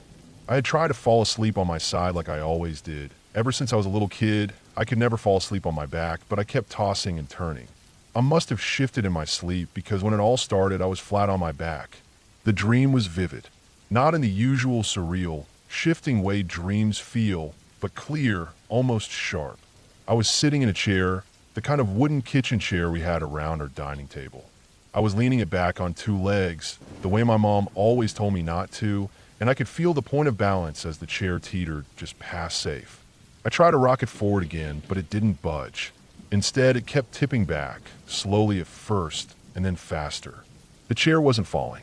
It was sinking, like something had pulled it past the point of gravity and let it slide backwards into nothing. I didn't feel the jolt of impact. I felt like I'd fallen into a dark hole that had no bottom, and the longer I fell, the more I felt like I was being erased, like my mind and my body were unraveling. It was more than a nightmare. It was like death, except I was still aware of it, still feeling it. That's when I snapped awake, eyes wide, heart already pounding. I didn't scream, but my chest heaved like I just surfaced from underwater. My room was dark, but I could make out the faint shape of my furniture. The blinking lights from my alarm clock were the only sign that time was still moving forward. I had this weird, tingling sensation in my arms and legs, like my limbs had fallen asleep. I thought it was just the shock of waking up, but then I realized I couldn't move. I couldn't turn my head, couldn't lift my arm. I couldn't even blink properly. I was frozen, stuck staring straight up at the ceiling. And that's when I saw it. At first I thought my vision was still blurred from sleep. The shape above me didn't make sense. It was too close, like something was leaning directly over my face. It was tall, but bent forward at an impossible angle, so that its head was suspended maybe a foot from mine. There was no sound, no breathing, no movement. Just the absolute stillness of something that was completely focused on me. The face, if you could call it that, was smooth and white, but not like a mask. It looked almost flat, like a sheet of porcelain or painted bone. The surface had a dull sheen, and in the dim light, I could see the outline of two huge, glassy black eyes. They weren't bulging or cartoonish. They looked like wet stones, perfectly round and polished. The mouth was small, tight, and set into a quivering line of angry, almost spiteful lips. Thin, colorless. Its eyebrows were high, arched unnaturally far up its forehead, giving it an expression of cold, eternal rage. There were two holes for a nose, but no real shape to them, just shallow dents where nostrils would be. The skin around them looked paper thin, almost translucent. It wasn't floating. That was what I thought at first, but when my eyes adjusted, I realized it was standing at the foot of my bed and had leaned down, its entire body arched forward, so its head hovered above mine. It must have been over 7 feet tall. It had this long, shapeless black cloak that fell all the way down, covering everything else. The fabric didn't shimmer or move. It just hung there like a shadow, given form. And I could feel it. That's the part that still gets me. It wasn't just that something was looking at me. It was that I could feel the heat of its hatred. It wasn't angry the way people get angry. It wasn't even animalistic. It was surgical, precise. It hated me in a way that made me feel like my soul, if such a thing exists, was being weighed and measured and rejected. It wasn't trying to kill me. It wanted to ruin me, unmake me. It was a hate so focused it felt like a pressure on my chest, a choking sensation in my throat. I couldn't breathe. I couldn't move. I couldn't even cry. The only thing I managed was the faintest sound, a tiny, broken whimper that escaped like a leak in a pipe. And that's when it shifted. It didn't jerk or run. It just pulled back, slowly, and stood upright at the foot of my bed. It began pacing. Left, then right, then left again. Its head never turned away. It kept its eyes, those dead, black, unblinking eyes locked on me. Every motion was stiff and deliberate, like it was restraining itself, like it wanted more than anything to leap forward and tear me apart, but couldn't, as if something invisible held it back. There was no sound of footsteps, just the soft swish of fabric moving against itself. It didn't pace like a person. It moved like a caged animal, tight, controlled, boiling with frustration. My room felt like it was shrinking, not literally, but the air had weight. I could almost hear the tension humming in the space between us. Then it stopped. It turned toward the closet. The door was cracked a few inches, just enough that the inside looked like a black stripe in the wall. It moved toward it, slow and upright, and slid into the gap like smoke. It didn't open the door wider. It didn't turn sideways.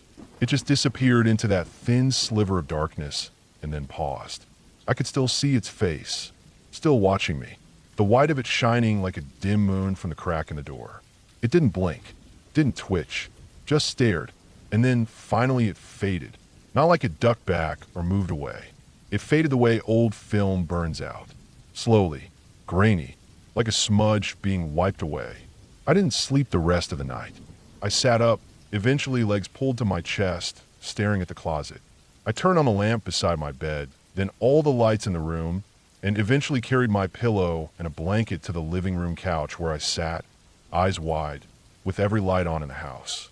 I didn't turn on the TV. I didn't grab a book.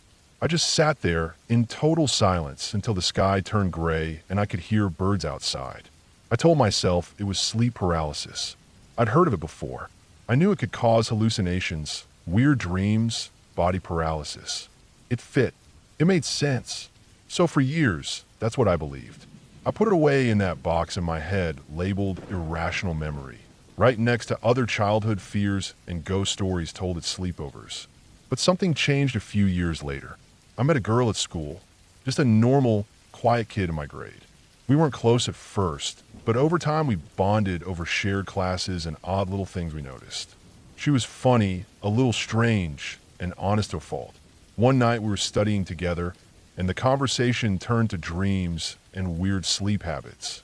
She got quiet. Then she told me about a night when she was little, 10, maybe 11, when she stayed up too late and saw something in the kitchen from the hallway. She said it was standing still, facing her, just past the fridge. It looked like it was motioning her forward. She thought it was her imagination, but then it didn't disappear. She looked away, rubbed her eyes, looked back, and it was still there. Still staring, still beckoning. I asked her what it looked like, and the way she described it made my skin crawl. I didn't say anything. I just want to get 2 sketchbooks and a couple of pencils from the kitchen drawer. We didn't talk while we drew. When we were done, we turned the pages over at the same time. And I swear to God, we had drawn the same thing. Down to the hollow black eyes, the flat white face, the black robe, the slit of mouth, the hateful, too high eyebrows. We didn't know what to say after that. We just sat there, pale, nervous, both of us understanding something without ever saying it out loud.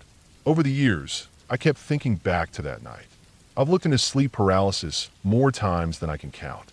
I've read about hallucinations, night terrors, hypnagogic images, and yet it fits.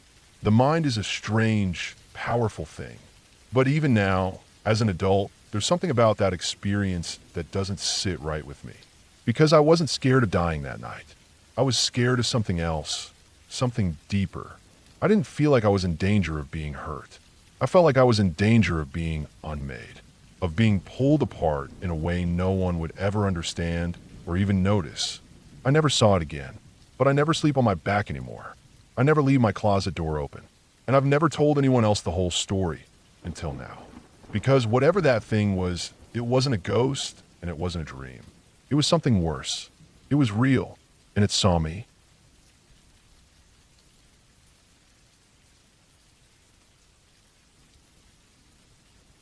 When I was about 13 years old, our dog started slipping out of the backyard every so often. Her name was Daisy. She was a small white terrier mix, the kind of dog with wiry fur that always felt like it needed a good brushing even after you just gave her one. She was smart, way too curious for her own good, and sometimes she got out. It happened more than once. The wooden gate at the back of our yard had a metal latch that didn't always catch unless you pushed it in all the way. A lot of times, my older siblings or even my parents would just swing it shut and not bother to check if it clicked into place. When Daisy saw that opportunity, she took it, but she never went too far. We lived in a fairly quiet neighborhood. Not perfect, but okay. And she'd usually just trot around the alleys behind the houses, poking around trash cans and sniffing the piles of leaves that collected in the corners where fences met. It never seemed like a huge deal. Whenever I realized she was gone, I'd walk around with a leash and a couple of treats in my pocket. Usually within 15 or 20 minutes, I'd find her, sometimes chasing a squirrel along a fence line, sometimes with her nose buried in a discarded takeout container. The second she saw me, her tail would go up, her ears would perk, and she'd come bounding over like she hadn't seen me in years. I always loved that part, when she'd run to me like that. We'd go back home together just like that. No big deal. But this one time, it didn't go like that. It started the same way, though.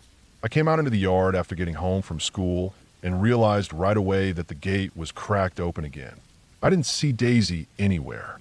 I called her name a couple of times, looked behind the shed, checked the side of the house, and then headed out with her leash. At first, I wasn't worried. I figured she'd be nosing around the usual spots. But she wasn't in the alley behind our house, and she wasn't 2 blocks over where the trash bins were always left out. I circled back and forth, cutting through the usual side paths, ducking under tree branches, walking fast, trying to stay calm. I called her name over and over again. Nothing. I started to feel something in my chest that didn't sit right. Not quite panic, but close. That tight, uneasy feeling like maybe something had changed. I kept walking. I went farther than I ever had to go before when she got out. 4 blocks. 5.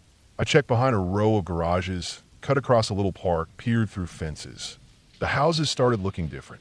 There were more rental signs, more buildings with peeling paint and overgrown lawns.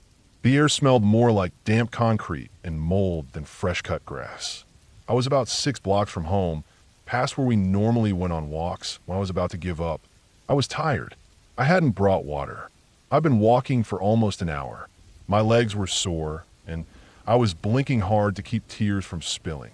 I didn't want to go home without her, but I didn't know where else to look. I thought maybe I'd wait at home and she'd find her way back like she had before. But just as I was about to turn around, I saw something shift behind a tall wooden fence across the street. It was just the edge of a shape moving low to the ground. Then I heard a short, high-pitched yip. My stomach dropped. I crossed the street fast and stepped up to the edge of the fence. There were some gaps between the slats, and I leaned close to one. In the patchy backyard behind the fence, I saw her, Daisy. She was muddy, soaked in spots, and she had a thick metal chain clipped to the ring of her collar. She was tied to a wooden post stuck in the dirt in the middle of the yard. Her fur was matted and clinging to her skin like she'd either been hosed off or dunked in something. She saw me right away. The second I leaned in close, she started barking and pulling toward me, her paws sliding in the dirt as she fought against the chain. I stood there frozen. Something wasn't right. The yard was messy. There were plastic chairs flipped over, some black trash bags piled up in one corner, and what looked like a kiddie pool half deflated near the back door. A doghouse sat and used along the side of the fence. I stared for another minute, trying to piece it together. She wasn't in someone's front yard, safe and tied with a ribbon, waiting for me to come pick her up. She looked scared. She looked trapped. I felt the first real cold wave of dread hit me then. Something about how she looked, the way she kept glancing toward the house and whining, the wetness on her fur. It all felt wrong. I backed up, walked to the front door, and rang the bell. I could hear people moving inside. Voices. The sound of something heavy dragging across the floor. I waited, counted slowly to 20. Nothing. I rang again. Then I heard footsteps. A man opened the door, just barely, keeping the chain lock on. He was older, maybe late 60s, with thinning black hair and a wrinkled face. He barely looked at me, just one eye through the crack. I tried to explain who I was, that the dog in his backyard was mine, that she must have gotten out of our yard and wandered over here. I thanked him for getting her off the street, tried to sound calm, even though I wasn't. But he didn't react how I thought he would. He just stared at me. Then he said, slowly, that they didn't have a dog, that no dog was in their backyard. That hit me hard. I blinked at him confused. I told him again slowly that my dog, Daisy, was in his yard, tied to a post. I even pointed around the side of the house and told him I could see her. He didn't move. He looked at me a long time and then made this little sound, half groan, half sigh, and finally said something like, "Oh, that dog." It didn't sound like someone remembering anything. It sounded like someone realizing they'd been caught. He shut the door without another word. I didn't know what to do. I didn't want to leave without her. I walked back to the edge of the backyard and looked through the fence again. She was still pulling toward me, barking with that high-pitched, desperate sound I'd never heard from her before. It made my heart twist. I climbed up the side of the fence and almost hoisted myself over. I didn't care if they saw me at that point. I just wanted to get her and go. Then I saw the back door open. The man stepped out, still in the same clothes. He looked annoyed, like I was an inconvenience. Daisy went completely still. Her tail dropped, her ears went flat, and she backed up toward the post like she was trying to disappear. I'd never seen her react to anyone like that before. The man walked over, unclipped the chain from her collar, and opened the gate without a word. She didn't wait. She ran so fast, I barely had time to brace before she was in my arms, shaking and whimpering and burying her head into my chest. I held her tight, stood up, and backed away down the sidewalk. The man just turned around and went back inside. I carried her all the way home. Even though she wasn't that heavy, my arms were burning by the time I got back. I didn't stop. I didn't look back. When I got to our gate, I made sure the latch clicked 3 times before I let go of it. I brought her into the bathroom and sat with her while I cleaned her up. She had bits of leaves stuck in her fur, and there was something like motor oil on her legs. Her belly was scraped. Nothing deep, but raw in places. I didn't tell my parents the whole story, just that I found her tied up, and the people didn't seem to know what was going on. They didn't press. I think they were just glad she was home. After that day, she never went more than a few steps from the yard. Sometimes she'd wander just past the gate if it was open, but she'd never go far. A couple of times, we found her waiting just outside the fence, like she was making sure someone would come let her back in. The gate never stayed unlatched again. I checked it every day, even when she was curled up asleep on the porch. I never wanted to take that walk again. I thought a lot about that man, about what might have happened if I hadn't gone that far looking for her, about what kind of person hears a dog barking, sees tags with a name and number, and says nothing. I still don't know what his plan was. Maybe he didn't have one. Maybe it wasn't his decision. I don't know who else lived in that house. I never went back that way. I never even told my friends. It felt like one of those things you just keep to yourself because the more you try to explain it, the less real it feels. But it was real. I know it was. I still remember how she looked when she saw me through the fence, how she barked like she was begging me to hurry up. I remember how my heart sank when he said, "We have no dog here." I remember her cowering, how she ran to me like her life depended on it. I'll never forget that. And after that day, neither did she.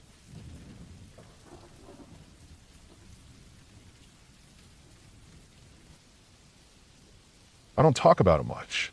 Not because I'm afraid people won't believe me, but because I'm not really sure what to make of it myself. I've spent years trying to explain it away, trying to turn it into something logical, something safe. And maybe it was just a strange coincidence. But even now, all these years later, when I'm in a dark room by myself, or when I hear that same song come on the radio, the one I still can't name but instantly recognize, I go right back to that night. I was either 7 or 8, definitely still in elementary school. My parents had moved us into a quiet neighborhood not far from a small wooded area on the edge of town. It was one of those developments that seemed fine on the outside. Cookie-cutter houses, quiet cul-de-sacs, and plenty of kids my age riding bikes during the day. But there was always something about it that felt off. Not in a spooky way, just empty. My room was toward the back of the house. It wasn't huge, but it was big enough that I had plenty of space to play.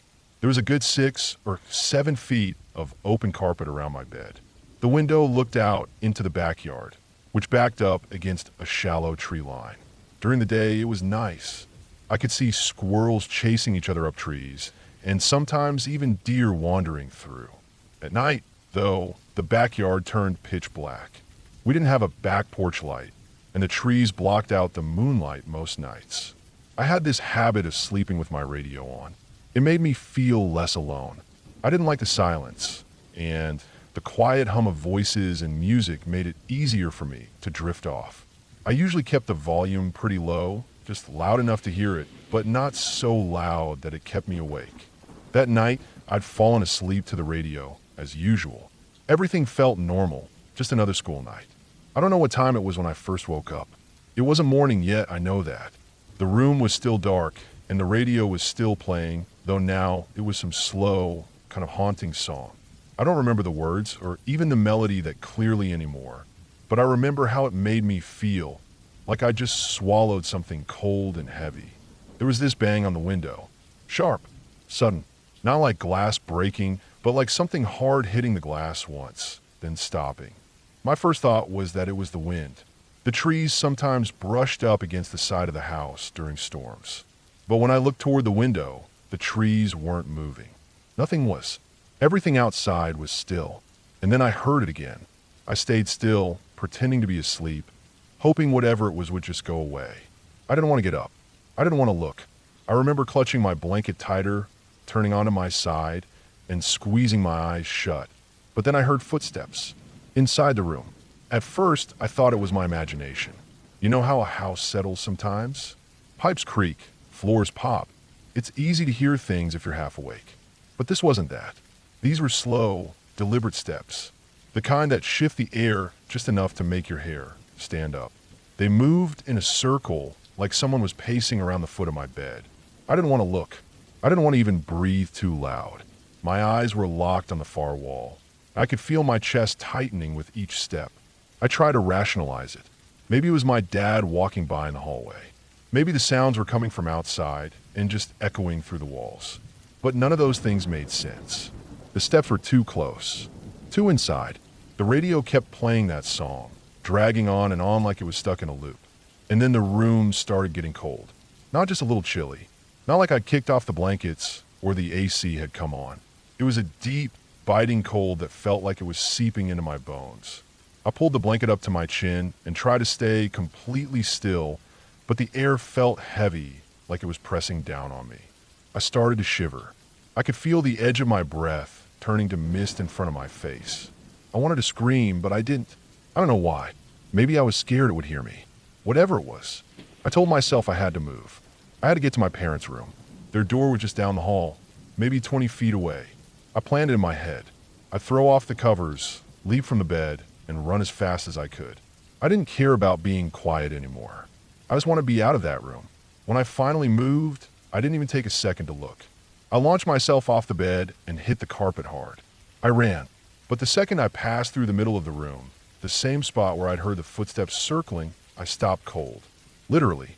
It was like I'd stepped into a freezer. I couldn't breathe for a second. My chest locked up and my arms felt numb. I was just standing there, frozen in place, watching my breath fog the air in front of me. And then I heard it. A whisper, not loud, but right next to my ear, like someone leaning in close enough that you could feel the shape of their breath. I'm lost. I didn't scream. I couldn't. I don't even know how I managed to move again, but something in me kicked back to life and I ran. I tore out of that room and down the hall, slamming my bare feet on the wood floor so loud I thought I'd wake the whole block. I didn't even stop at my parents' door. I slid underneath their bed and curled into a ball. I didn't tell them I was there. I didn't wake them. I just cried, silently.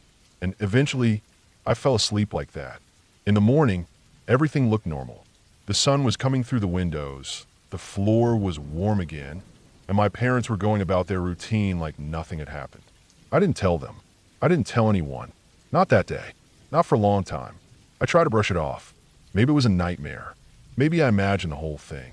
But when I went back to my room, I noticed something. The window had smudge on it. Low down, like someone had leaned their forehead or hand against the glass.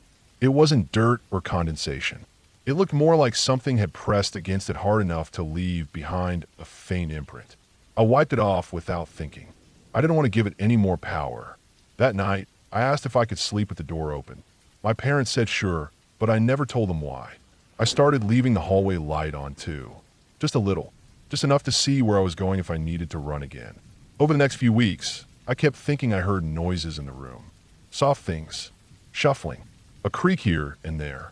Nothing I could prove, nothing that seemed dangerous. But I started sleeping with the blankets over my head, just in case. I stopped using the radio for a while. That song, the one I still don't know the name of, was always playing in the back of my mind, and I couldn't stand it. Years went by. We moved out of that house when I was in middle school. Not because of what happened, just because my dad got a new job and we relocated to another city. I didn't miss the place. Not one bit. When I got older, I started thinking about that night more often. Not like obsessing over it, but just turning it over in my head, trying to make sense of it. I've read about night terrors, sleep paralysis, hypnagogic hallucinations, all of it. And sure, some of that might explain parts of what happened, but not everything. I wasn't dreaming. I remember how the floor fell on my feet. I remember the sudden cold and the way my breath fogged up in front of me. I remember running down the hall. I remember the whisper. I thought maybe it was someone outside, a prowler, maybe someone messing around in the backyard. But the footsteps inside the room, the cold, the whisper so close to my ear that I could almost feel lips brushing my skin, that doesn't fit. The only theory that ever made any sense to me, at least in a grounded, real-world kind of way, is that someone had broken in. Someone was in the house, maybe even in my room. It's possible. Our doors were old, the locks weren't great, and my window didn't always latch right. Maybe someone was passing through the woods behind the house and saw a light in my window. Maybe they were high or lost or just looking for a place to get warm. Maybe they saw me sleeping and paced the room, trying to decide what to do. And maybe when I ran, they slipped out the same way they came in. Quiet, fast, before my parents ever knew anything had happened. That's the part that sticks with me. That someone could have been in there, watching me sleep, circling the room, whispering those two words, not out of some spooky supernatural motive, but just because they really were lost, cold, alone, and looking for someone to hear them. It could have been a lot worse. I still don't tell people the story. Not often. I'll bring it up once in a while if we're swapping childhood scares, but I always leave parts out. I don't mention the cold breath or the whisper. I just say I thought I heard footsteps and ran to my parents' room. Safer that way. But every now and then, when I'm in the car or at a store and that same song starts playing, something in me locks up. It's like I'm 7 again, frozen in the middle of that room, watching my breath rise in the air. And all I can think about is that voice. I'm lost.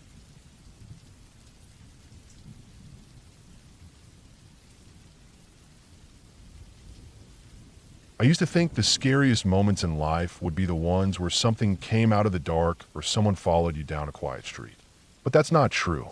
The real horror shows up in sterile hospital rooms, where time drips from 4 bags and machines beep out the slow countdown to the end of someone you love. The last few years of my life blur together in a way that I sometimes wish I could forget.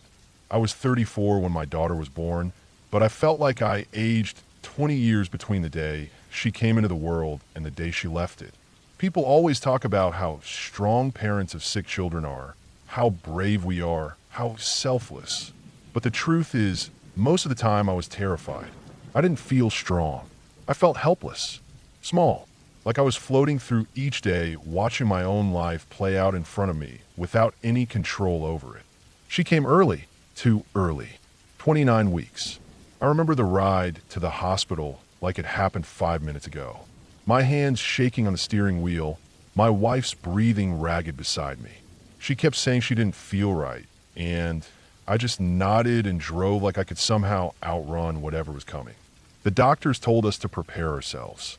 At first, we thought it was just a premature birth, and babies survive that all the time, right? But that wasn't all of it. It wasn't just that she was early. It was trisomy 18. They didn't tell us immediately. It took time for the tests, the results, the meetings behind closed doors.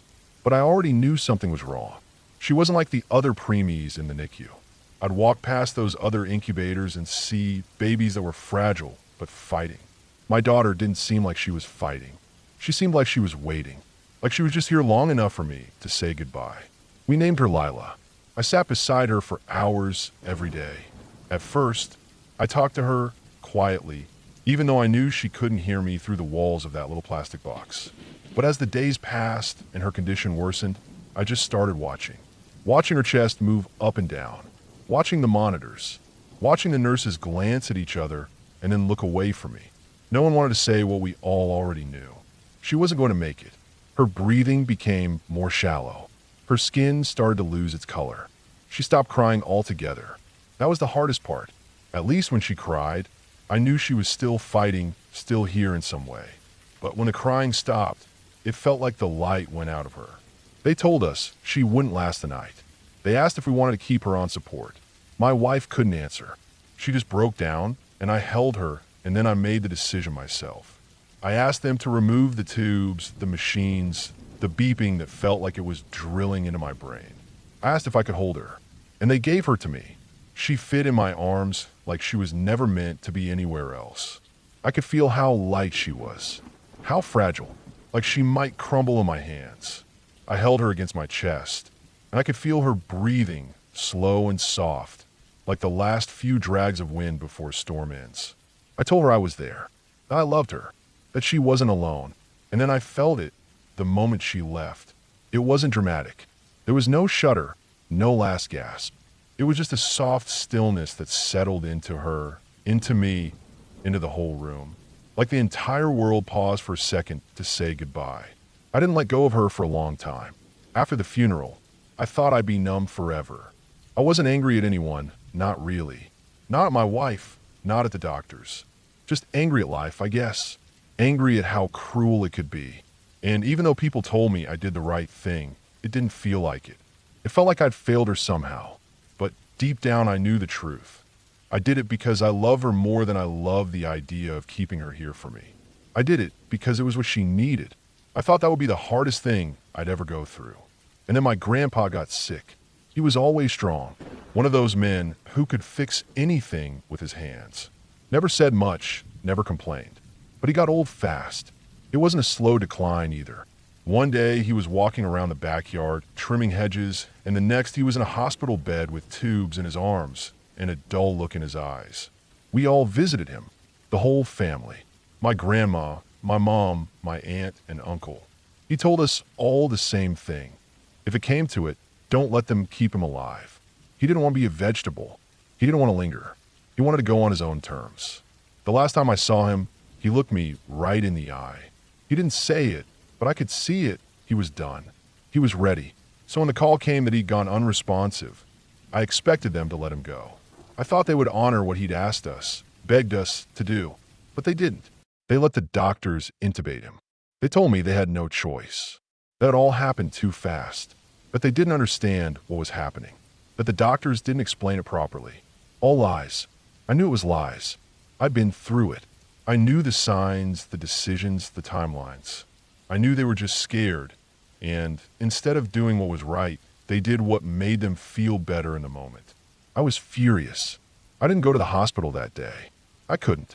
I sat at home and stared at the walls and thought about how I'd held my daughter while she died, while my family was too afraid to let go of a man who'd lived his whole life and asked for one final kindness. They kept him on machines for weeks. His body started shutting down. Kidneys, liver, lungs. He wasn't there anymore, not really. Just a shell. Just organs working because tubes and wires forced them to.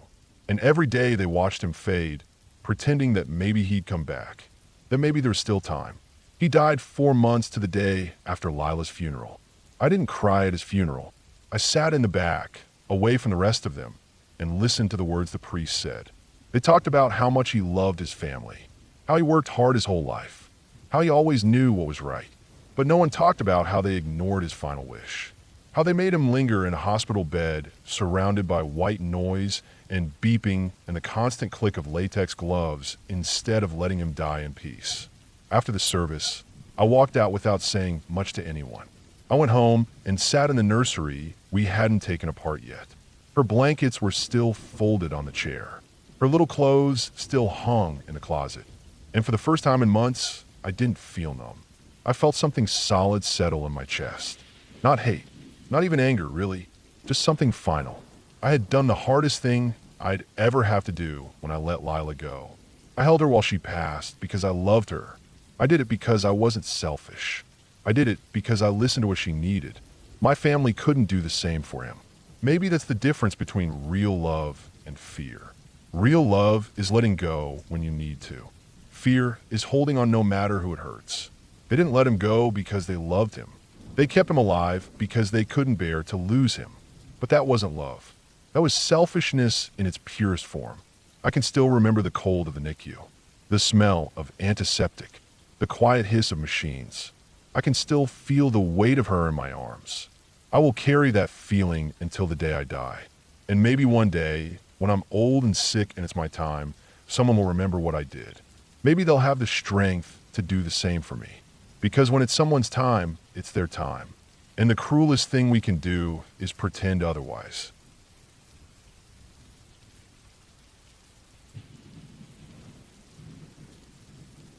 When I first started nursing school, I was 22 years old, and I barely knew how to keep myself together, much less be responsible for another person's life. I remember how overwhelming it all felt, how heavy the responsibility was from day one. Back then, I thought the worst part of nursing would be the long hours, or maybe the patients who yelled at you for no reason, or maybe the ones who died no matter how hard you tried. But I was wrong. The hardest part came years later, when I learned how complicated death can be, not the act itself, but the politics, the ethics, the family interference, the decisions that weren't mine to make. It happened during my clinical rotation at a large teaching hospital, a place that saw more than its fair share of traumas, codes, and moral gray zones. I'd been on that unit about a week when they assigned me to a patient we'll call Mrs. H. She was in her early 80s, thin, pale, and quiet. Her chart was thick, full of diagnoses: congestive heart failure, chronic kidney disease, diabetes, and early dementia. But she was alert, oriented, and firm in one thing. She did not want to be resuscitated. There was a clear DNR order in her chart.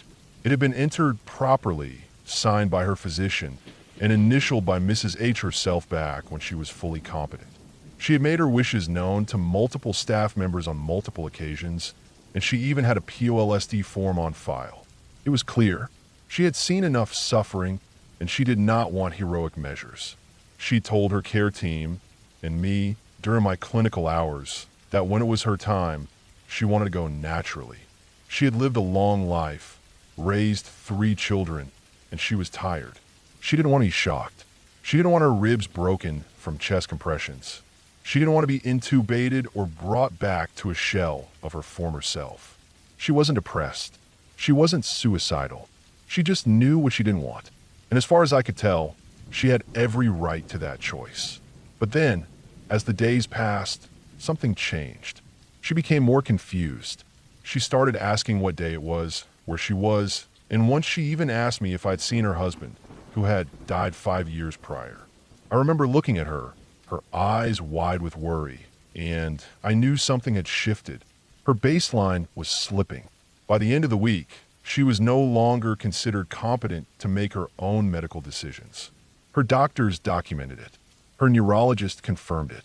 She was labeled altered, and from a legal standpoint, she no longer had the final say. That's when her children stepped in. There were 3 of them, 2 sons and a daughter. They showed up the moment they heard she had become confused. I don't remember all their names, but I remember their faces. The sons looked like they came straight from a business meeting. Pressed suits, shiny watches, talking quickly, asking lots of questions in a tone that didn't feel like concern so much as control. The daughter was quieter, but she followed her brother's lead.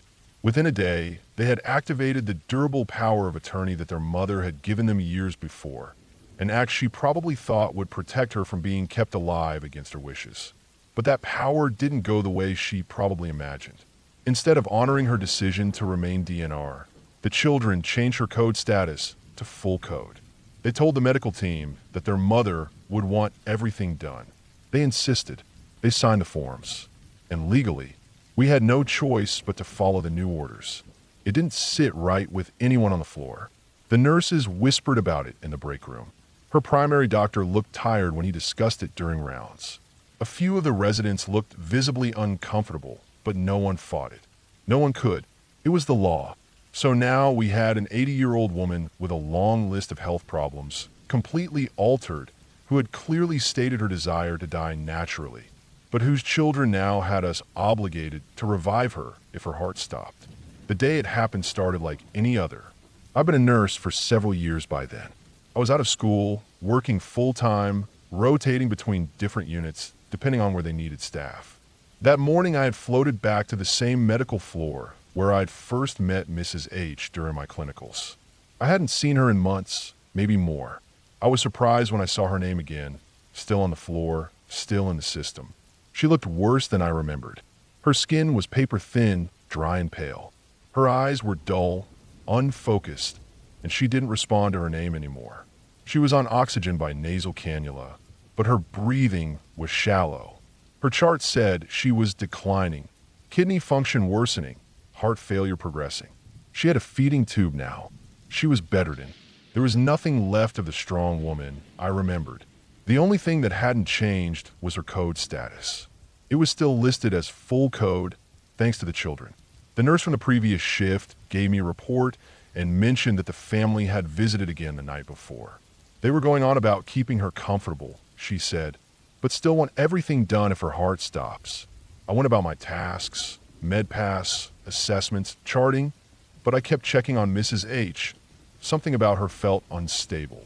Her blood pressure was lower than usual. Her oxygen levels dipped every time she moved.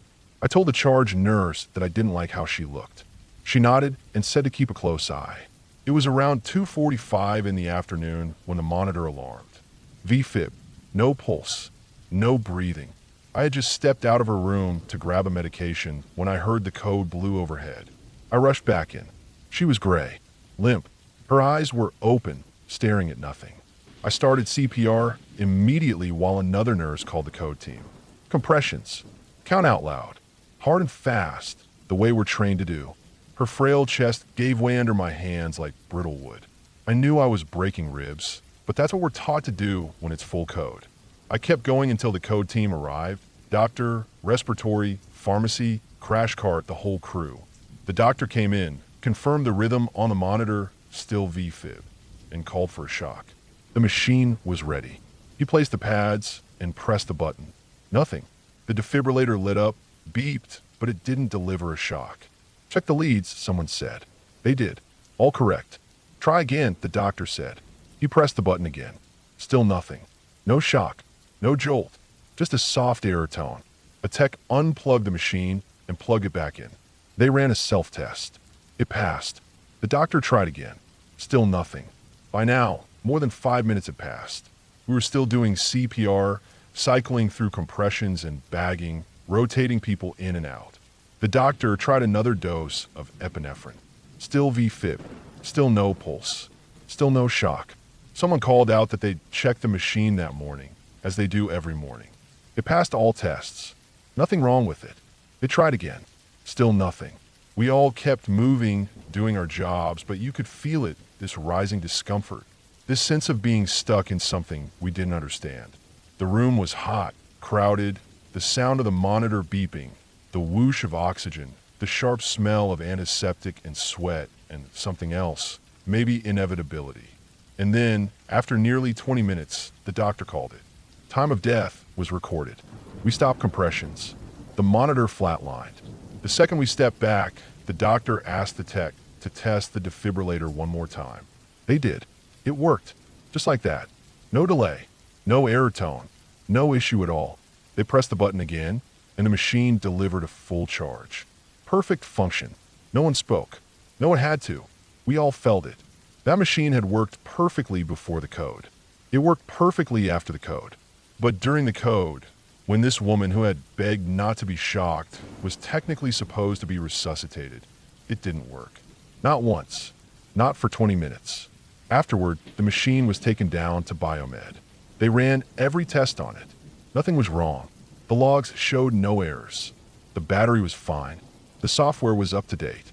The connections were solid. There was no explanation.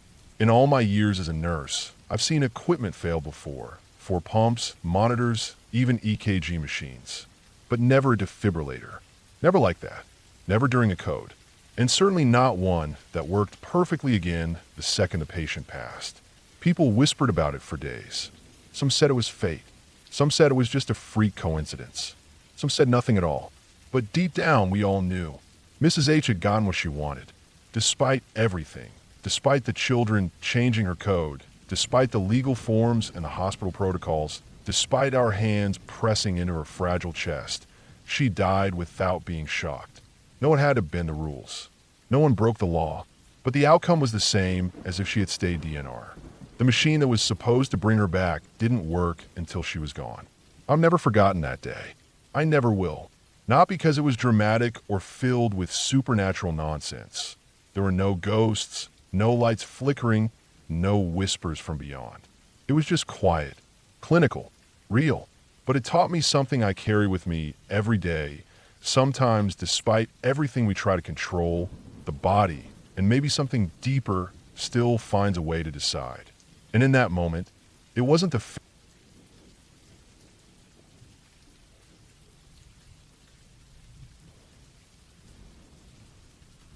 I was 16 when this happened, and even now, years later, I still think about it sometimes.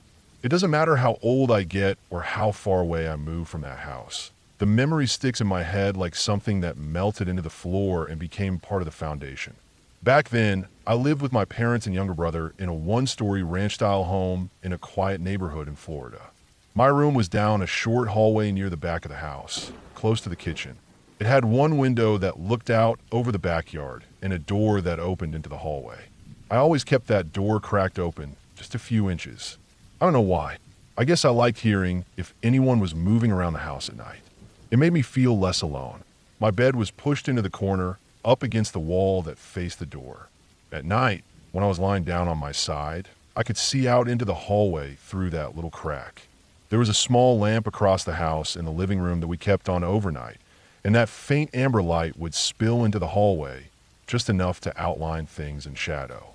That light ended up making things worse. I used to think it helped me feel safer, but it just made the shadows sharper and more confusing. My parents had gone out of town that weekend, and my grandmother was staying over to watch us. She was staying in my room with me. She had a bad back, so we set up a second mattress on the floor right next to my bed. She brought her quilt and a little floral pillow that smelled like lavender and old lady perfume. She'd hum softly before she fell asleep. I always found that comforting. That night, though, her humming didn't help. Nothing would have helped. Earlier that day, I'd done laundry and washed all my clothes, shirts, jeans, socks, underwear, everything. Our dryer had been acting up, and instead of dealing with it, I'd gotten used to hanging my clothes to dry. I'd hang them across the top of my bedroom door frame, letting the fabric drape down on both sides. I had maybe 6 or 7 pieces of clothing hanging there that night, heavy with moisture and smelling like detergent. That was normal for me, and I didn't think twice about it. That night, I went to sleep the way I always did, door cracked, clothes hanging, fans spinning in the corner of the room. I remember it was hot and sticky, the kind of heat that clings to your skin even when you're not moving.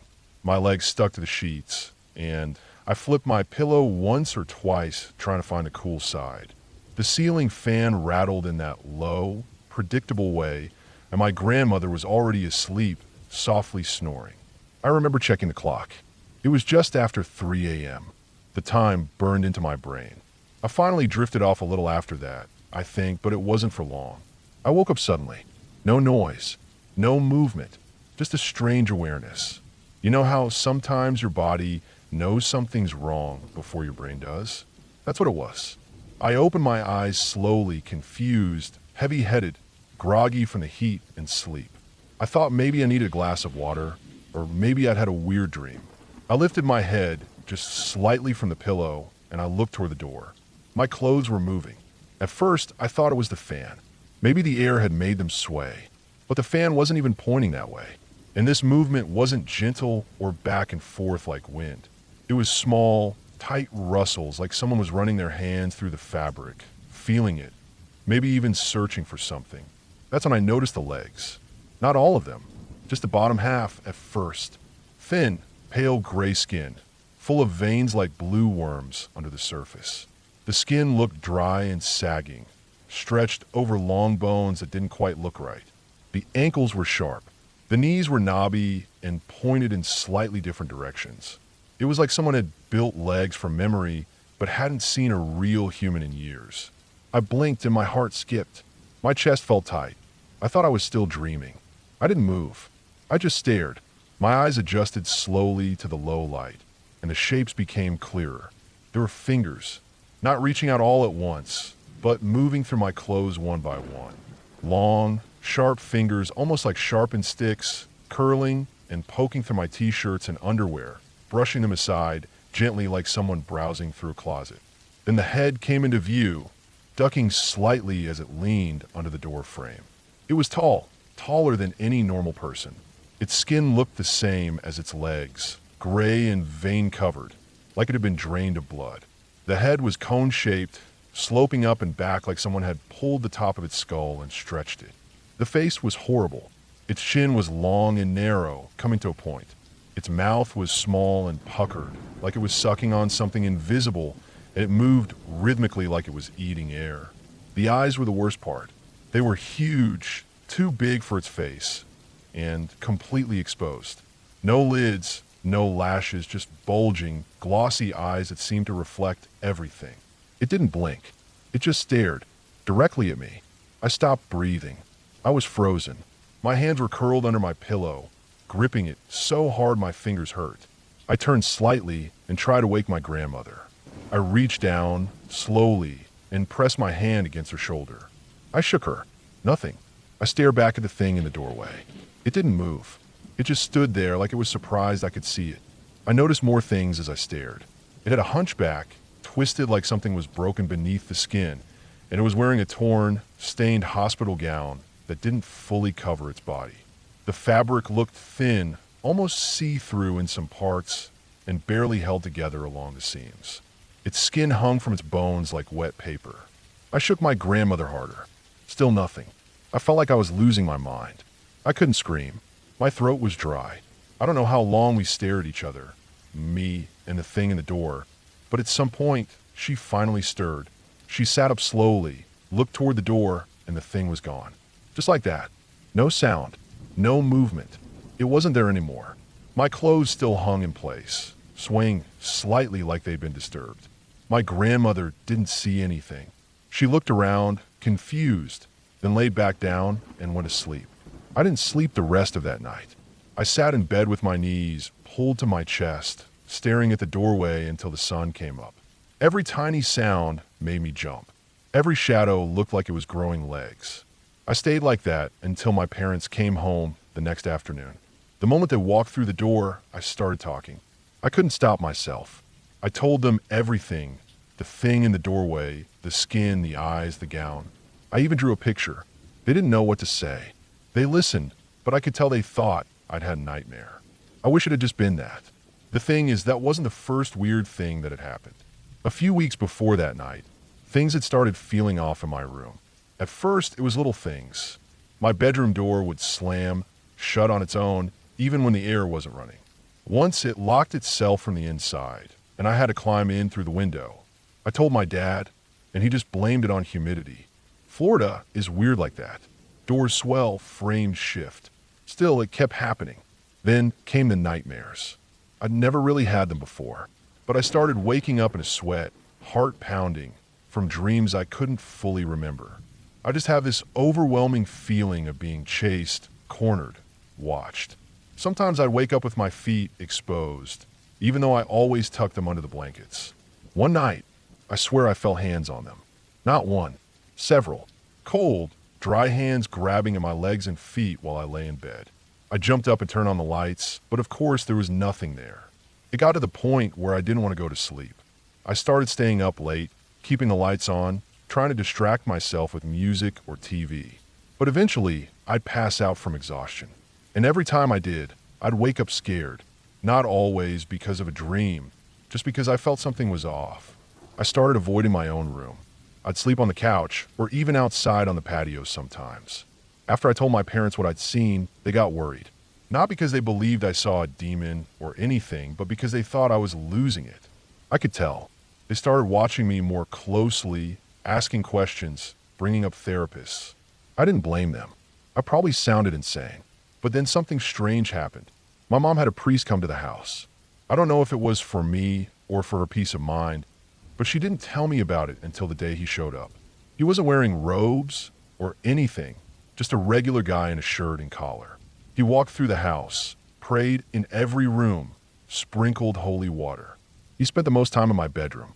I didn't say anything while he did it. I just sat on the couch, numb. After that, things changed. Slowly, the door stopped slamming. The nightmares faded. I didn't wake up sweating or feeling watched. My clothes hung on the door the same way, but they didn't move anymore. I started sleeping better. I started feeling like myself again. Was it the exorcism? Or was it just that I needed something to believe in to make the fear go away? I don't know. I've thought about that a lot. Maybe my mind created something out of stress, heat, or broken sleep. Maybe I was projecting all of it. Or maybe there really was someone or something in my room that night. Something that wasn't supposed to be seen. Something that realized I saw it and decided not to come back. I never left my bedroom door cracked again. Not once. Even now,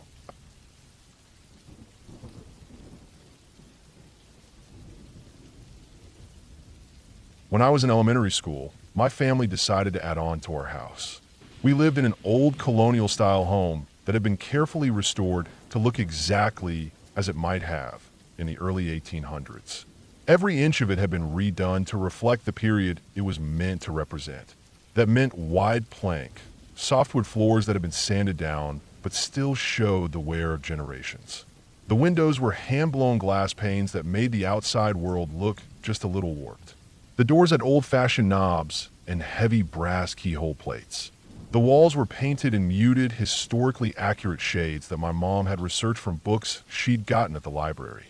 My parents cared about keeping things authentic, and they cared even more about doing things the right way. So when they decided to put an addition on the house, they wanted to make sure it didn't feel like something tacked on later. They wanted it to feel like it had always been there. They hired an architect who specialized in historical restoration, someone my mom had read about in a magazine. He came out and walked the property with a leather-bound notebook and a pencil, sketching out rough outlines of where a sunroom could go or how a new hallway could flow off the kitchen. My parents spent months poring over the design. They picked out wood that would match the existing floors and argued over whether the new baseboards should have a modern profile or be hand-milled like the originals. My dad insisted on copper gutters. My mom picked out reclaimed hardware from a salvage warehouse an hour away. Nothing was rushed. Everything was picked carefully. The plan was for the addition to blend seamlessly with the old house, to look like it had always been there. But once the design was done, we needed someone to build it. That's where the problems started. The first contractor we hired came highly recommended by some neighbors. He was polite at first, maybe in his late 40s or 50s, with a tired-looking pickup truck and hands that were always stained with something: paint, oil, sawdust. His team showed up the first week and did some initial work, framing, measuring, taking down a section of the exterior wall where the new hallway would go, but after that, things stalled. He and my dad started having disagreements about the finish work, particularly the wood trim. My parents wanted everything painted to match the trim in the existing house. It was part of the historical authenticity. The contractor disagreed. He said we had spent a lot of money on high-quality wood, and it was a waste to cover it with paint. He said it should be stained to show the grain, and my dad said that wasn't period appropriate. The argument went on for months. My mom would get tight-lipped and frustrated every time the guy showed up, and it seemed like less and less got done. A lot of times his crew would just sit outside on the tailgate of their truck, drinking gas station coffee and talking. My dad kept paying invoices because the contractor insisted that supplies were being purchased and that work was being done, even if it wasn't visible. But eventually it reached a breaking point, and we fired him. By then, more than a year had passed, and the addition was barely started. There was a half-framed hallway with a tarp covering it. The floor inside that part of the house dipped from rainwater pooling where the roof had never been finished. There were exposed wires, open insulation, and bugs getting in. It was like a wound in the side of our house that never healed. I was maybe 9 years old, and I hated going near that part of the house. It felt wrong. I didn't like how cold it was in the winter or how stuffy it got in the summer. It had this weird smell, like wood that had been left out in the rain and then half-dried in the sun. After a few months of stalling, My parents got a referral from someone at our church. Our family lawyer said he knew a guy from his congregation who did contracting work, and that his crew was mostly made up of other guys from the same church. They were all described as honest, hardworking men, church-going types, the kind of people you could trust. My parents were exhausted by that point, so they hired him. The new contractor was named Don, but we never saw him. Not once. He sent a crew out, and they showed up every day in a van with ladders on top and toolboxes stacked in the back. Most of them were quiet but polite. They'd wave when my parents left for work or when we came home from school. They worked in the heat and didn't complain. My mom, being from the South and raised to always offer hospitality, started sending me out with drinks for them during the day. We lived in a brutally humid climate, the kind where even at 9 a.m., the air felt like warm syrup. So she'd send me out with paper cups and a sweating pitcher of lemonade. Sometimes it was iced tea. Once in a while, bottled water or cookies. I got used to seeing them every day. I'd step carefully around power cords and lumber as I brought out the drinks, and sometimes I'd sit on the edge of the porch and watch them work. Most of them didn't say much to me, but there was one guy who did. His name was Kenny. He wasn't the boss, but he was clearly in charge when Don wasn't around, which was always. Kenny was in his late 30s, maybe early 40s. He had thinning hair and big glasses with thick lenses that made his eyes look bigger than they were. He wasn't loud or rough like the guys from the first crew. He smiled a lot. He always said thank you when I brought him something. Sometimes he'd stop working for a few minutes to rest in the shade and ask me what I was doing that day. If I'd been playing, if I liked school, if I had any pets. He didn't seem weird at the time, just friendly. I didn't think anything of it. I was 9, maybe 10, and he was someone who smiled at me and treated me nicely, and that felt like enough. It was the kind of thing I never would have remembered if nothing else had happened. But something did happen, something awful. The addition took about a year and a half to finish, maybe a little more. They had to rip out and reframe a lot of what the first contractor had done, which slowed things down.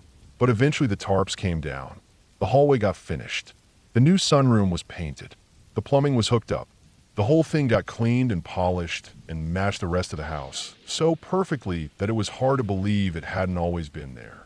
My mom cried the first night we had dinner in the new room. It was bright and airy with huge windows, and my parents put plants in every corner. By then, the crew had moved on to another job. I didn't think about them again for a while. Then, one morning, about 6 months later, my mom was reading the newspaper. She always read it at the kitchen table while sipping coffee, spreading the pages out like a map. I was getting ready for school, standing at the counter eating cereal, and I saw her go very still. She didn't blink. She didn't even breathe for a few seconds. Then she stood up and took the paper into the dining room. I didn't know what it was at the time. I thought maybe someone she knew had died. She wouldn't tell me what she read, but later that day, I heard her talking to my dad in the living room with the door half closed. She was holding the paper again. I peeked inside while they weren't looking. She had her finger pressed to a section on the lower half of the front page.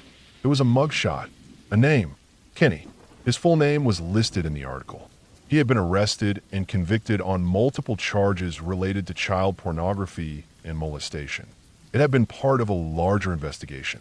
The article said that he had been on the sex offender registry before he worked for us, that he had a prior conviction, that the contractor had hired him anyway. My stomach dropped. I don't remember what I did after that. I think I went upstairs. I think I shut my door and sat on my bed and tried to replay every moment I'd spent around him. Every lemonade trip. Every time he asked me what I liked to do. Every time he stood with one foot up on the porch step and told me I was a good kid. I remembered that he had once asked me to show him my room, and I hadn't done it because I didn't feel like getting up. I remembered that my parents had left us alone in the house with the workers once or twice. I remembered seeing him inside once, checking the measurements against the doorway to the new hall, and how I had stood in the kitchen watching him work while my brother was upstairs with the TV on. I remembered everything all at once, like 100 puzzle pieces locking into place, but the picture they made was sickening. My parents didn't talk to us about it. Not really. They just acted like it hadn't happened, like it was better to move on. But I noticed my mom stopped making small talk with people at church. She quit being part of the decorating committee. My dad stopped inviting our lawyer over for dinner. I think they blamed themselves. I think they couldn't stand the idea that they had let someone like that into our house, near their children, that they had trusted someone based on a handshake and a referral from church. I kept thinking about all the things that could have happened, about how close it had come, how many opportunities he had. And then one day, years later, I found myself looking up his name online. I was a teenager by then, old enough to understand everything in full, without anyone softening the details for me. I found articles, records. He'd been sentenced to over 20 years. Some of the charges were truly horrible. I felt sick reading them. It didn't feel real that this had been someone I handed lemonade to.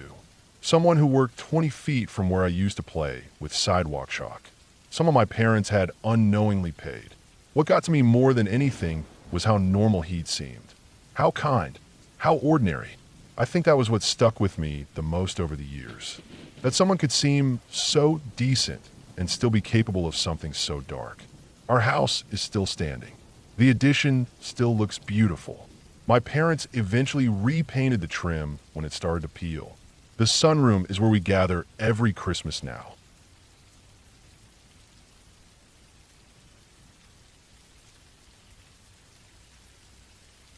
I didn't know about it until years later. I was maybe 14 when my grandfather first told me anything about that house. Even then, he didn't go into much detail. He was careful, as he always was with business matters, and I could tell he was trying to keep things simple. But when I got older and started asking more questions about his time running his company, the story started coming out in pieces. It wasn't until I was an adult and working for the same company that I finally understood everything. And even then, it was mostly through whispered warnings, missing reports, and one worn file folder buried in the back of a filing cabinet in a regional office no one visited anymore.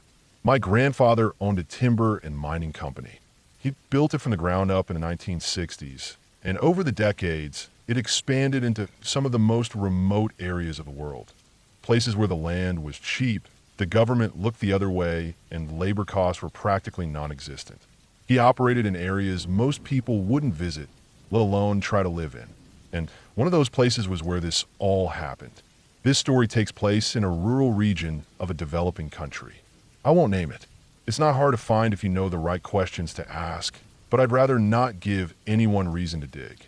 Let's just say it was the kind of place where a decent road was a luxury. Electricity came and went like the wind, and the police station didn't have working phones half the time.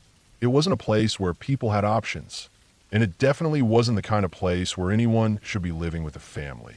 But in the early 1990s, my grandfather's company was expanding again.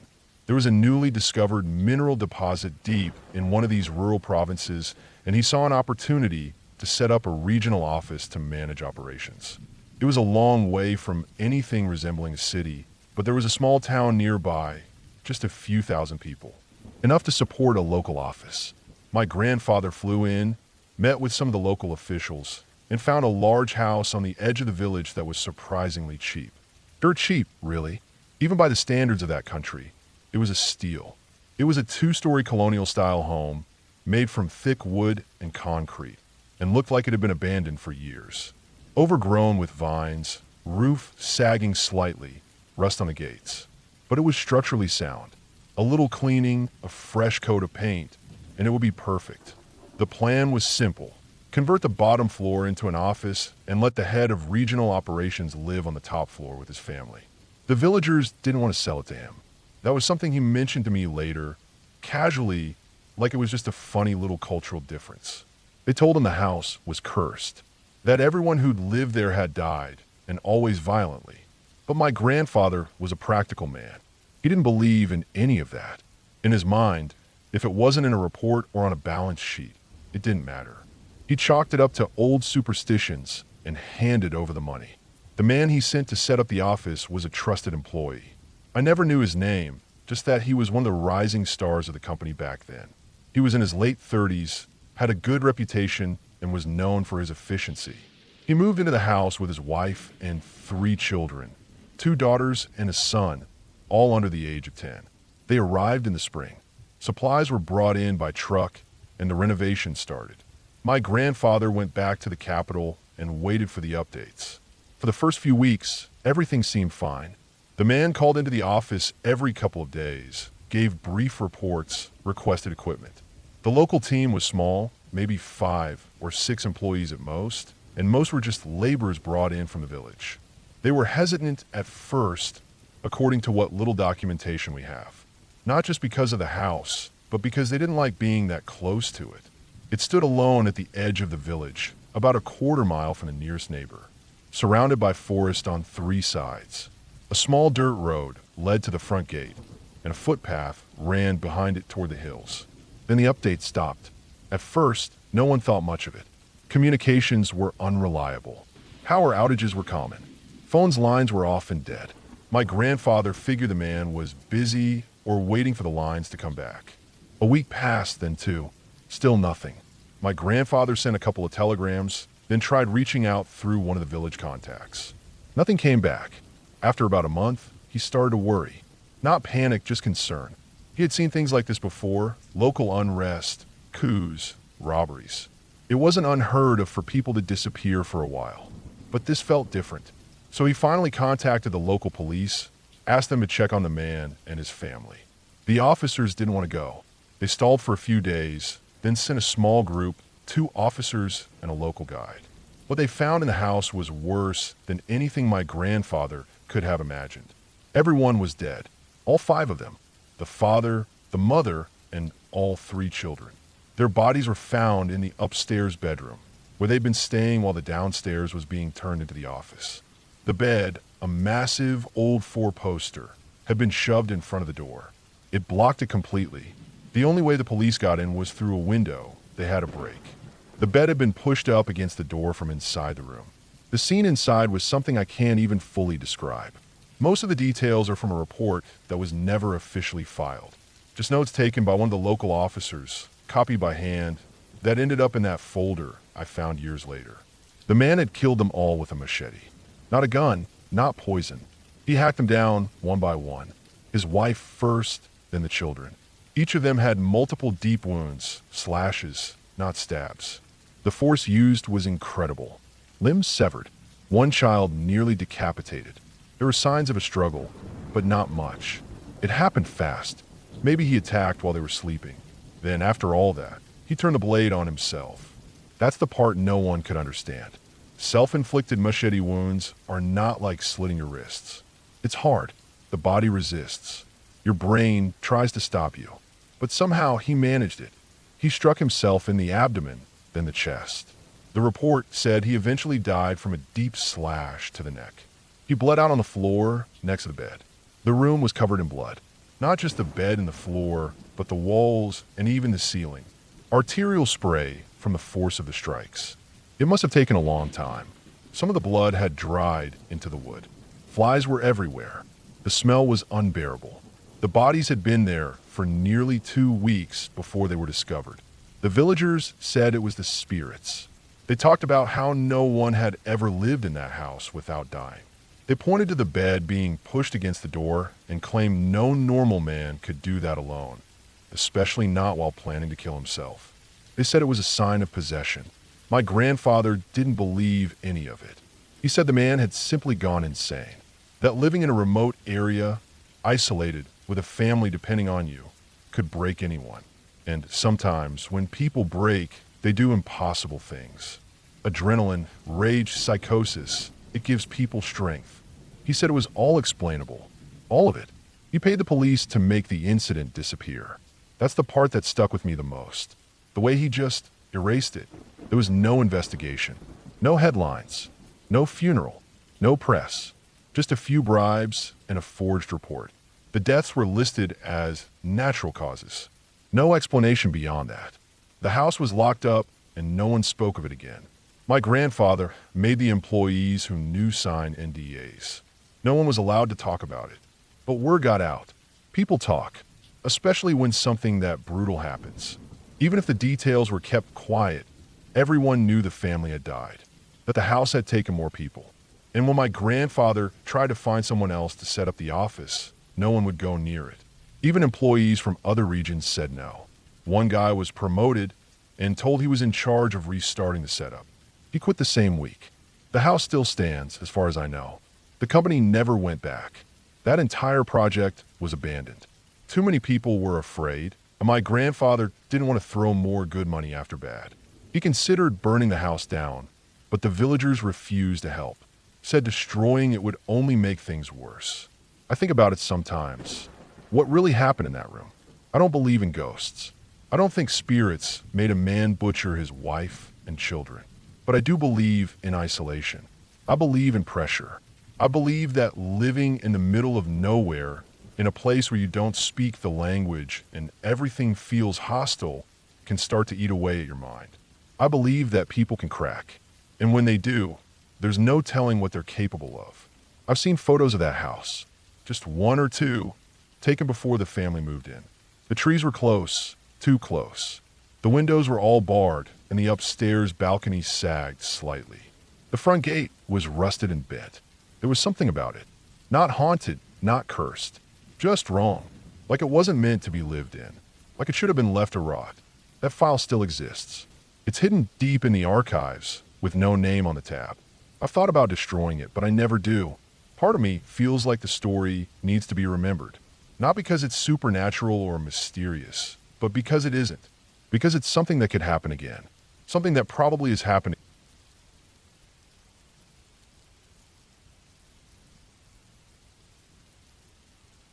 I was around 13 or 14 when this happened.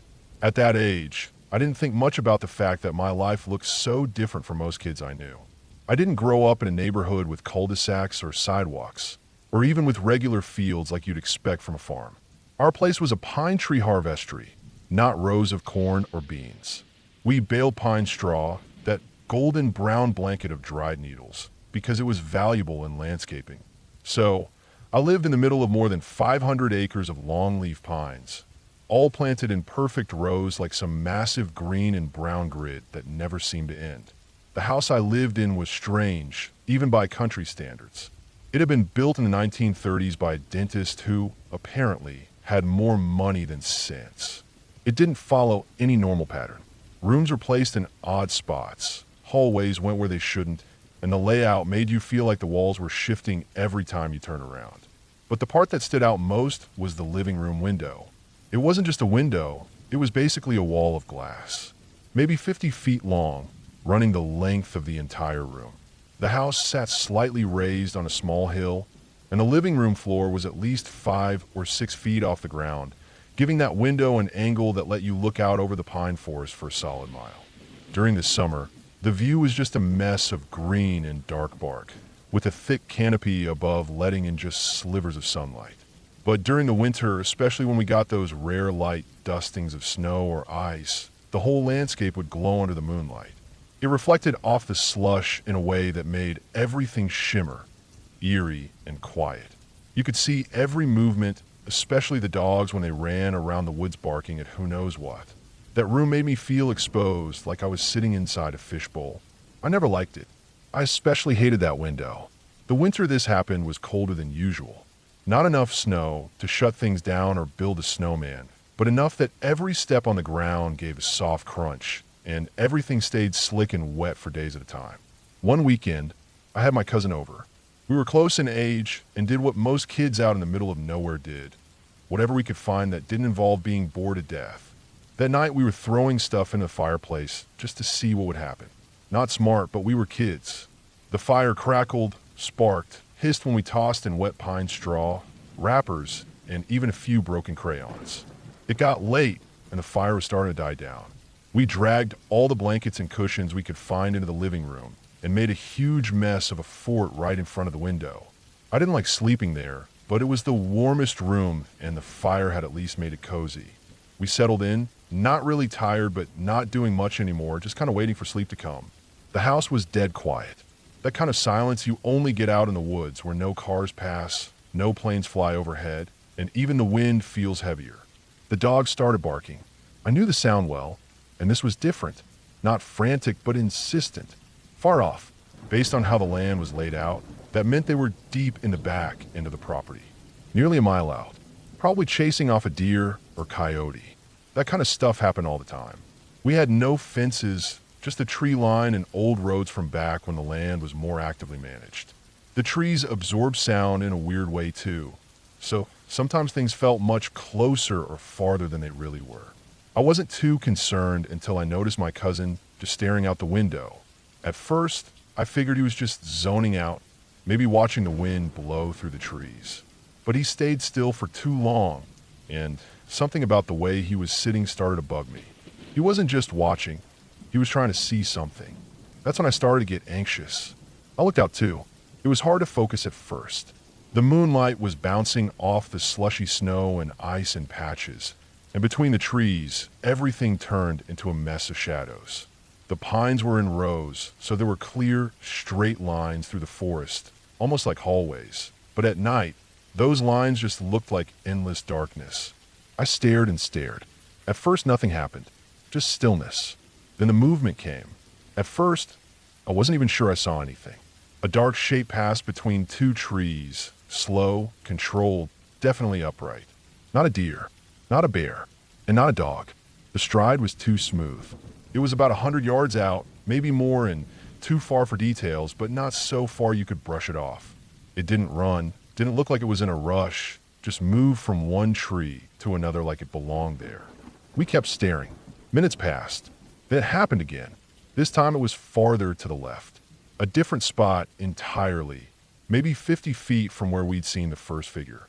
Again, just a person-shaped shadow walking briskly from one tree to the next, then gone. No noise, just visual movement in the pale light. Now we were both sitting up alert, watching every gap between every tree. Nothing for several minutes. Then again to the right this time. Then farther out. Then a little closer. Always one at a time, never two together. Sometimes it felt like it could be the same person, just changing spots. Sometimes it seemed like there had to be more than one. We didn't scream. We didn't run to wake up my dad. I don't know why. Maybe because it didn't quite feel real yet. Or maybe because if we moved or made noise, it would become more real. It was easier to sit still and try to keep it in the realm of possibility that our eyes were just playing tricks on us. But deep down, we knew that wasn't true. The land around us was private and not just our family's land. Beyond our pines was federal paper land. Acres and acres of raw forest, and used and untouched, locked up tighter than most places. You didn't see people out there. There weren't hunters, hikers, or campers. You didn't just wander onto that land by accident. If you were out there, you had a reason, and that reason usually wasn't good. We kept watching. Movement would come and go. Shapes between trees. Sometimes faster, sometimes slower. Once or twice, I thought I saw one look like it turned, like the head moved just slightly in our direction before slipping behind a trunk. Every few minutes, something moved, always in a way that was too coordinated to be random, but too subtle to be clear. And then one didn't vanish. It stepped into a gap between two trees and stopped. It wasn't walking anymore. It was standing still, facing us, or at least standing in a way that made it feel like we were being watched. The distance made it hard to say for sure, but it was clear enough now. This was a person. Tall. Still. Unmoving. I don't even remember what went through my head in that exact second. I just remember my chest feeling tight and my stomach twisting like it knew something terrible was about to happen. And then it started running. Straight toward us. It wasn't a sprint, but a real, purposeful run. Fast, steady strides moving between the trees directly toward the house. That was when we finally moved. We bolted out of our blanket fort and ran to get my dad. The house felt enormous in that moment. Every hallway too long, every corner a potential hiding place for someone already inside. We got to his room, breathless, panicked. But when we dragged him back to the window, the figure was gone. The trees were still again. No movement, no signs, just snow and slush and silence. We locked every door, every single one. We ran from door to door like we were defusing bombs. Every creak made us jump. Every second felt like something was about to grab the handle from the other side. But no one ever did. We checked windows, latched them all, pulled down blinds, turned on every light we could. We even turned on the porch lights, even though the glow just made the darkness beyond feel deeper. My dad didn't call the police. He never would. It wasn't how he handled things. He was the kind of man who believed in taking care of problems himself. He sat in the living room with us that night. his shotgun across his lap, occasionally sipping coffee and staring out into the woods like he could will the shadows to speak. He wasn't worried like we were, but he wasn't relaxed either. I don't think we slept that night. I kept my eyes on the window until the first signs of daylight crept over the treetops and the night started to lose its edge. Then I dozed off for maybe an hour, maybe two. When we went out the next morning, the evidence was there. Footprints, lots of them, some deeper than others, depending on where the snow had collected or melted. You could follow the prints between trees, spaced apart like the stride of someone walking briskly, then suddenly changing to the wider spacing of someone running. There were circles where people had stood for long periods. And then there was the spot directly beneath the big window, barely visible from inside unless you were standing directly against the glass, right beneath where I'd been lying on the floor just hours before. Footprints, right there. That was the last time I ever slept in that room. I never again trusted that window, that view, that forest. My dad never talked about it. He shrugged it off, said it was probably nothing, probably trespassers. But I know better. Someone was out there, more than one, most likely, watching us, getting closer. For reasons I never found out and never want to know. We never saw them again. But from then on, I locked every door every night, even when the dogs were quiet, even when there was no snow to leave tracks. Because out there in the woods,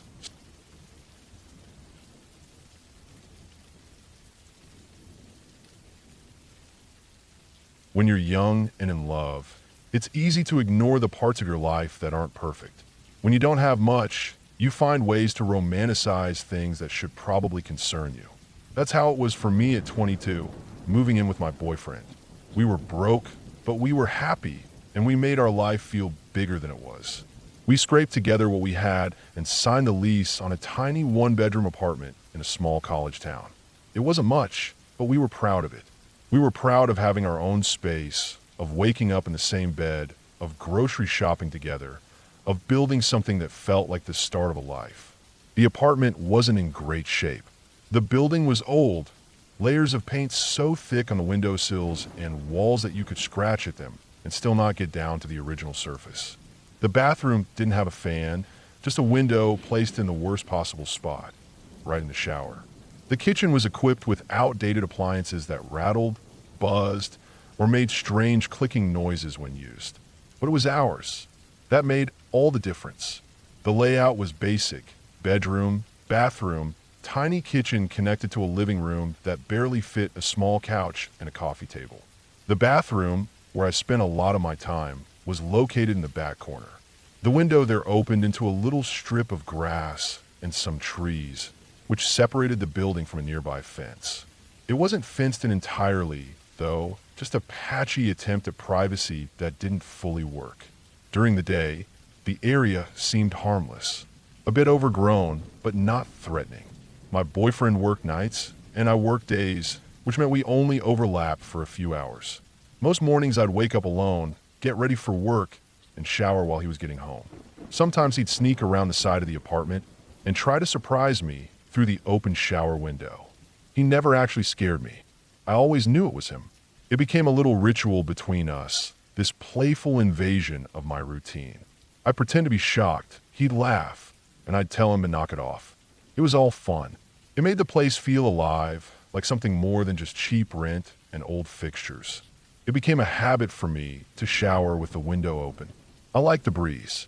I liked hearing the birds in the morning, and I liked not having to deal with the damp, foggy air that filled the bathroom when the water ran hot. I never thought about it being a risk. It was just easier that way. One day, I noticed something strange outside the window. There was a log, upright and pressed against the wall below the window. It stood out. It was tall enough to act as a step, and I immediately assumed my boyfriend had placed it there, maybe to get a better view during one of his little games. When I asked him, though, he denied it. We even went outside together and moved it. But then a few days later, it was back. Again, I asked, and again he insisted it wasn't him. After a while, we both assumed the yard crew must have been moving it. Maybe they didn't know where else to put it, or maybe it was just getting pushed around during maintenance. Eventually, winter came, and with it, heavy snow. The yard workers cleared out most of the debris, including the log. We stopped thinking about it. The cold kept our windows shut, and our routines changed with the season.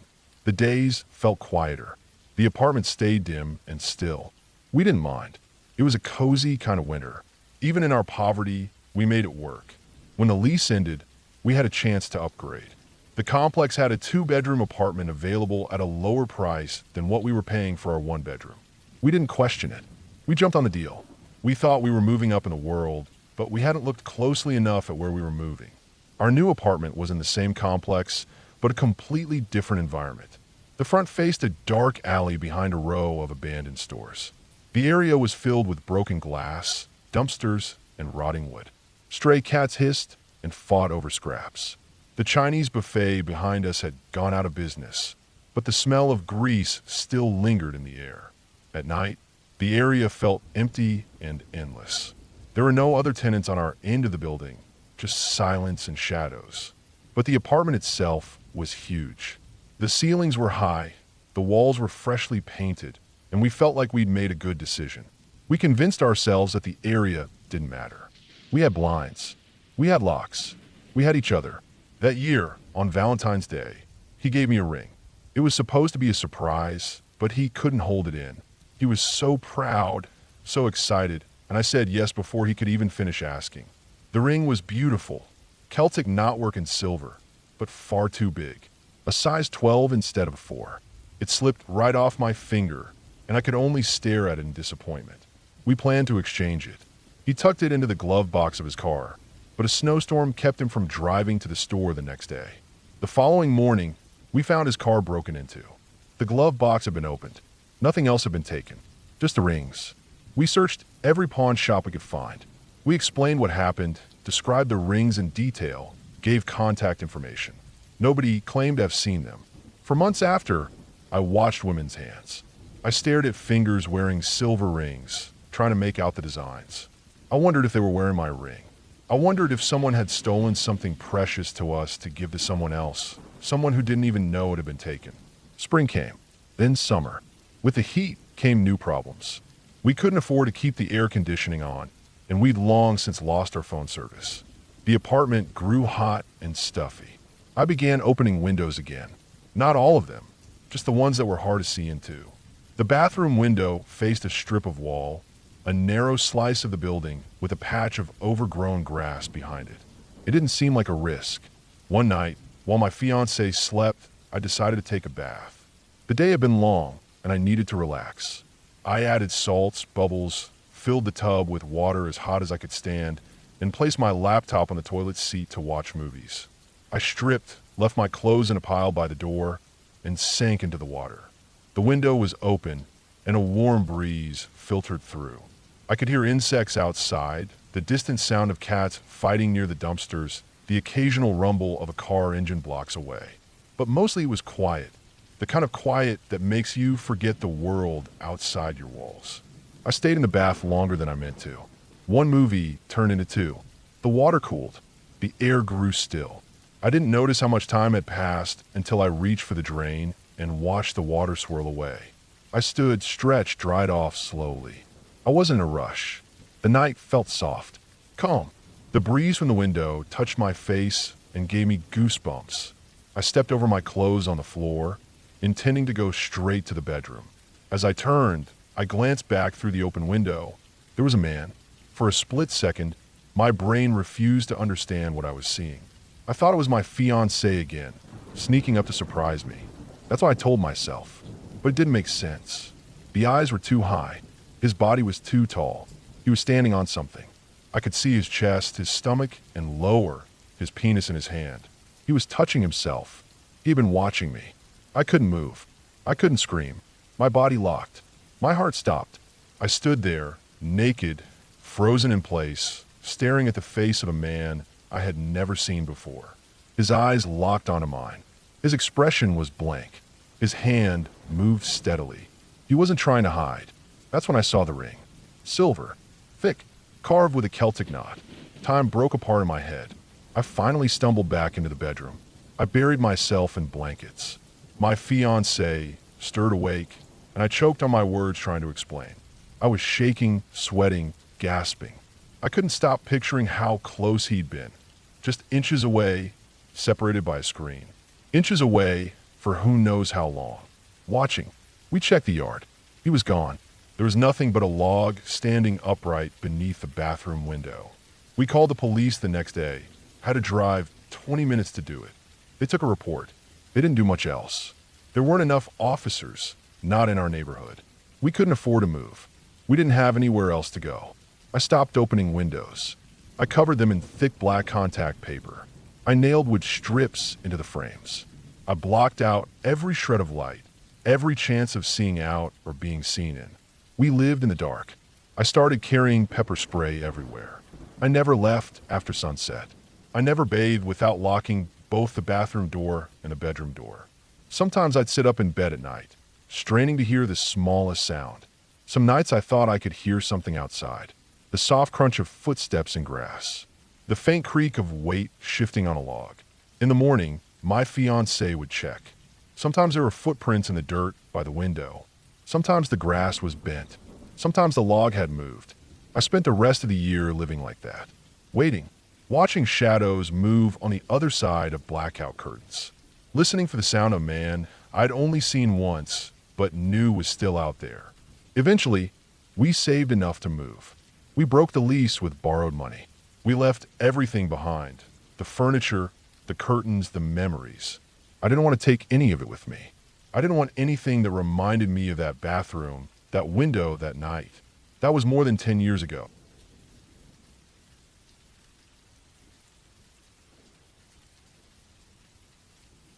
It was late morning, around 10:45 a.m., when I started feeling it. Not just a little discomfort. I mean a full-blown, gut-twisting, head-sweating, colon-clenching emergency.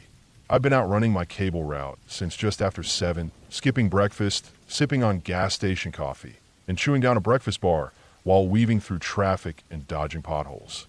That kind of diet doesn't build itself on a foundation of stability. And that morning, my stomach decided it had reached its breaking point. I was in the inner city, somewhere between jobs, cruising slowly down a street line with tightly packed buildings that were a mix of corner stores, boarded up storefronts, and little run-down gas stations. I knew the area. Not dangerous, exactly, but not the kind of place you want to park and chill if you don't have to. I remember looking at my tablet's GPS screen, blinking through sweat as I realized the nearest Quick Trip was 5 miles out. In city traffic, that's a lifetime, especially when you're sitting on a ticking time bomb made of gas station coffee and regret. 5 miles might as well have been across the country. I wasn't going to make it. I gritted my teeth, turned down the music, and started scanning the street for the closest possible solution. Up ahead, I spotted a faded sign for a convenience store and gas station combo. It was one of those older stations, flat awning, single gas pump island, the kind of place that sells cheap liquor behind a scratched plastic barrier and has beef jerky sitting in dusty bins near the register. It wasn't a quick trip, but I wasn't in a position to be picky. I pulled into the lot too fast, scraping the bottom of my work van as I hit a dip near the pump island. Didn't care. Threw it in park, grabbed my ID badge just in case anyone asked who I was or why I was there, and half-walked, half-waddled into the store. As soon as I stepped inside, the wave of chemical cleaner mixed with stale air and fryer grease hit me like a punch to the nose. I scanned the small space. There was a fridge full of beer, a dusty snack aisle, a cashier behind thick glass, and just past the ATM, a door labeled restroom, customers only. A small piece of paper taped above it read, unisex bathroom, one person at a time, be patient. There was already a guy and a woman standing near the door. The guy looked about my age, mid-30s, maybe clean-cut, stylish joggers, fleece jacket. The woman seemed younger, maybe late 20s, backpack slung over one shoulder, earbuds dangling from her hoodie. Both were staring at the bathroom door like their lives depended on it. I shuffled over and joined them in the unofficial line. Immediately I could tell this wasn't going to be fast. The guy was jittery. He kept rubbing his hands together, glancing at the ceiling, then the door, then his phone. The woman shifted her weight from foot to foot, arms crossed. I stood there, every muscle below my rib cage squeezed tight, sweat beading on my forehead, wondering how long I could hold out before I lost all human dignity. I focused on breathing through my nose. Tried not to move too much. Tried to ignore the pressure building with every passing second. Minutes crawled by. I think it was around minute 5 that things got strange.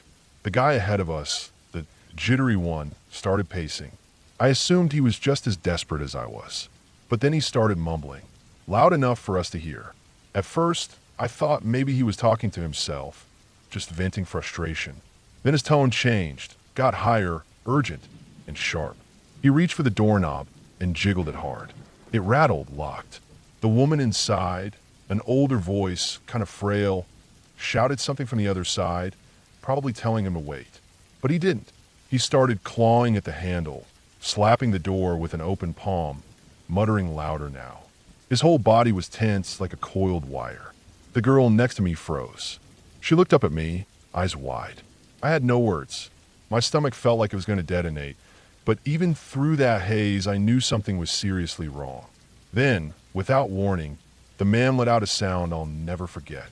It wasn't a scream. Not exactly. It was this guttural, animalistic screech, like his throat had been grabbed mid-yell and twisted.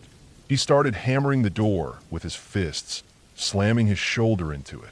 His voice, those screeches, were echoing through the whole store. The lady inside was screaming. The girl next to me stumbled back, saying, "Oh my God," over and over, but I couldn't process any of it fast enough. I stepped forward, instinct, maybe planning to say something or pull him back. Maybe just yell, "Dude," or "What the fuck," but I didn't get the chance. Right as I got close, his body jerked like he'd touched a live wire. His arms snapped out, stiff as boards, and he collapsed backward, right into me. He was dead weight. I barely caught him before we both hit the floor. I remember lowering him as gently as I could, trying not to drop him. His head rolled against my arm. His eyes were wide open, but they weren't looking at anything, just staring straight past me. Blood, actual blood, was leaking from the inner corners of his eyes. His mouth was foaming, a thick white spit mixed with red bubbling at the edges. His legs twitched. His hands curled in on themselves, tight like claws. He was convulsing hard. I'd never seen a seizure before. Not in person. The only frame of reference I had was TV, movies, but this wasn't like that. This was violent. His body was snapping around like it didn't belong to him. His breath was ragged, sucked in short bursts, like each inhale might be his last. I froze. For a second, I actually froze. I held his head, kept him from smashing against the floor, but my mind was blank. All I could think was that I'd just been joking with this guy a few minutes ago. He was cracking a line about the bathroom line struggle being real, and now he was seizing, bleeding from the eyes, and choking on his own spit. The bathroom door opened fast, slamming into the wall. An elderly woman in a flower print blouse and orthopedic shoes stepped out, took one look, and immediately dropped to her knees next to me. "I'm a nurse," she said, voice calm, firm, practiced. "Get something to cushion his head and move everything away from his body." A guy from the front of the store came running with a rolled up hoodie. I slipped it under the man's skull while she turned him slightly on his side. "He's seizing, don't hold him down. Just keep him safe." She kept repeating that, even as the girl near me started crying and someone else ran outside to call 911. I sat there holding his head, trying not to stare into his eyes. But I did, and I still see them sometimes. Wide, glossy, unfocused, but locked on mine like he was begging for help through whatever pain or terror had taken hold of his brain. He foamed and flailed for what felt like forever, but couldn't have been more than 2 minutes. When the seizure finally slowed, his limbs stopped jerking, and his breath came back in gasping waves. The nurse pressed fingers to his neck, checked his pulse, adjusted his head. "Stay with us," she said, quietly, mostly to herself. When the paramedics arrived, they knew what they were doing. They loaded him onto a stretcher, oxygen, straps, the whole thing. One of them, mid-30s, shaved head, asked the woman if she was related. She said no, just happened to be here, like the rest of us. A few minutes later, a second car pulled up. A woman stepped out, mid-40s, tired face, messy bun, and ran inside. She said she was his wife. One of the medics pulled her aside, quiet conversation. I overheard bits and pieces. Apparently, he had epilepsy, something he'd had under control for years. But recently, he'd fallen back into drinking. Secretly, quietly, maybe to cope with something. She said he kept a flask in his coat, taking little sips when no one was looking. The alcohol and the meds didn't mix, obviously. And the stress, the waiting, the withdrawal, who knows, it triggered something big. Something violent. Something that almost killed him. I sat on the floor for a long time after they left. Long after the flashing lights were gone and the nurse had wandered off toward the soda machine to grab water. The girl who was waiting behind him declined the bathroom. Said she couldn't go in after that. Couldn't even look at the door. Me? I had no choice. I stepped inside. The room was exactly what you'd expect. Filthy graffiti on the walls, wet floor, toilet paper barely hanging onto the roll. But I didn't care. I sat down and let go of everything I've been holding in physically and mentally. Not just the pressure in my gut, but the shock, the panic, the raw feeling of what had just happened. It was the most uncomfortable, unsettling place I've ever had to use the bathroom. But in that moment, it felt like sacred ground. When I came out, the store felt quieter, dimmer. The cashier gave me a nod. The girl had left. The nurse was sipping water, staring out the window. I got back in my van and just sat there for a few minutes. My next job was only 10 minutes away, but I couldn't bring myself to go yet. I kept thinking about that guy, how normal he seemed. Friendly, clean, nice jacket, good shoes. You wouldn't guess he had a flask in his coat or seizures waiting behind his eyes like landmines. People are like that, I guess. You see the outside.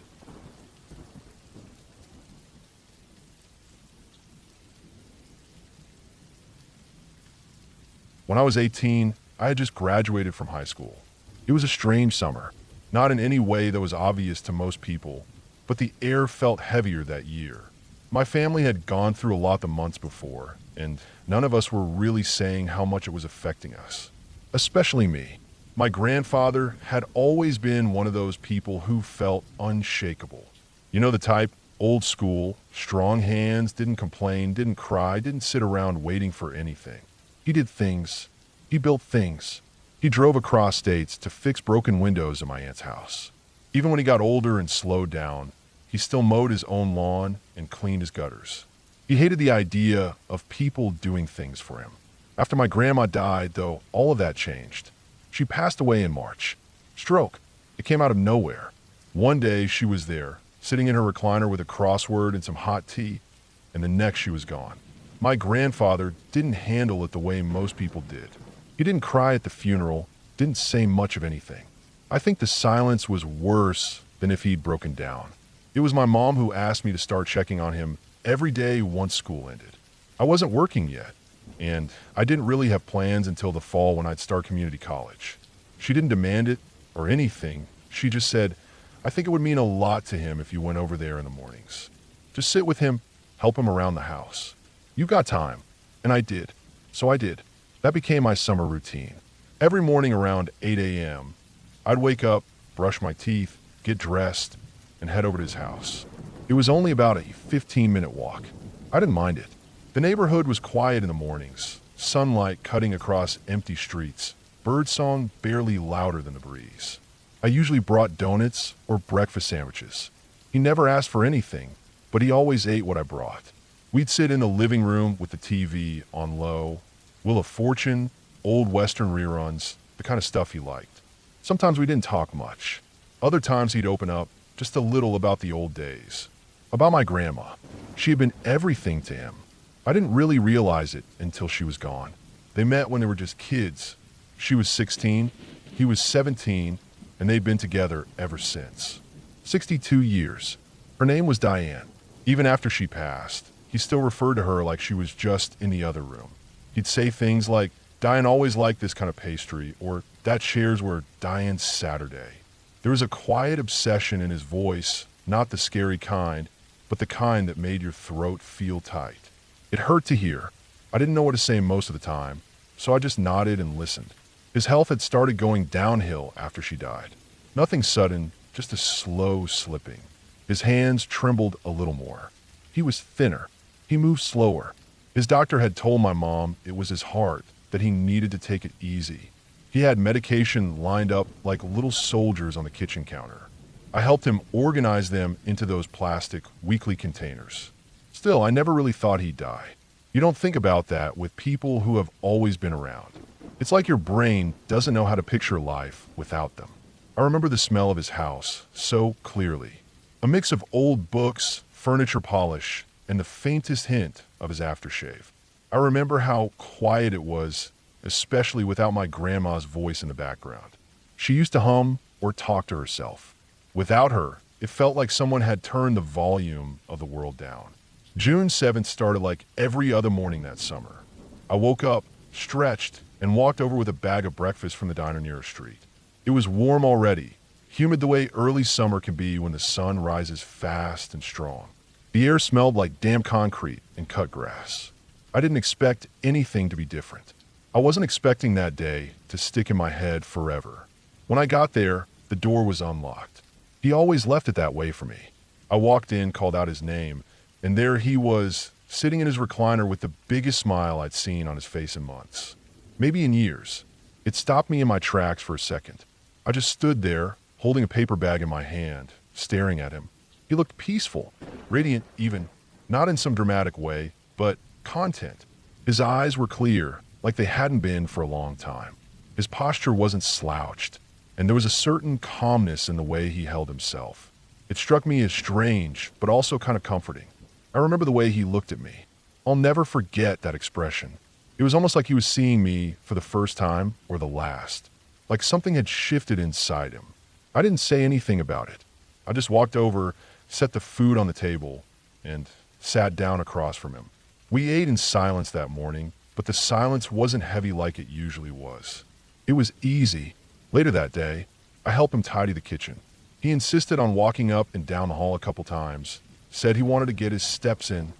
I followed behind him just in case he got dizzy, but he didn't. He moved better that day than he had in weeks. He was smiling more, even chuckled a few times at dumb things on the TV. It was strange how normal and happy he seemed. I didn't question it much, though. I figured maybe it was just a good day. Maybe his meds were helping. Maybe he was just adjusting.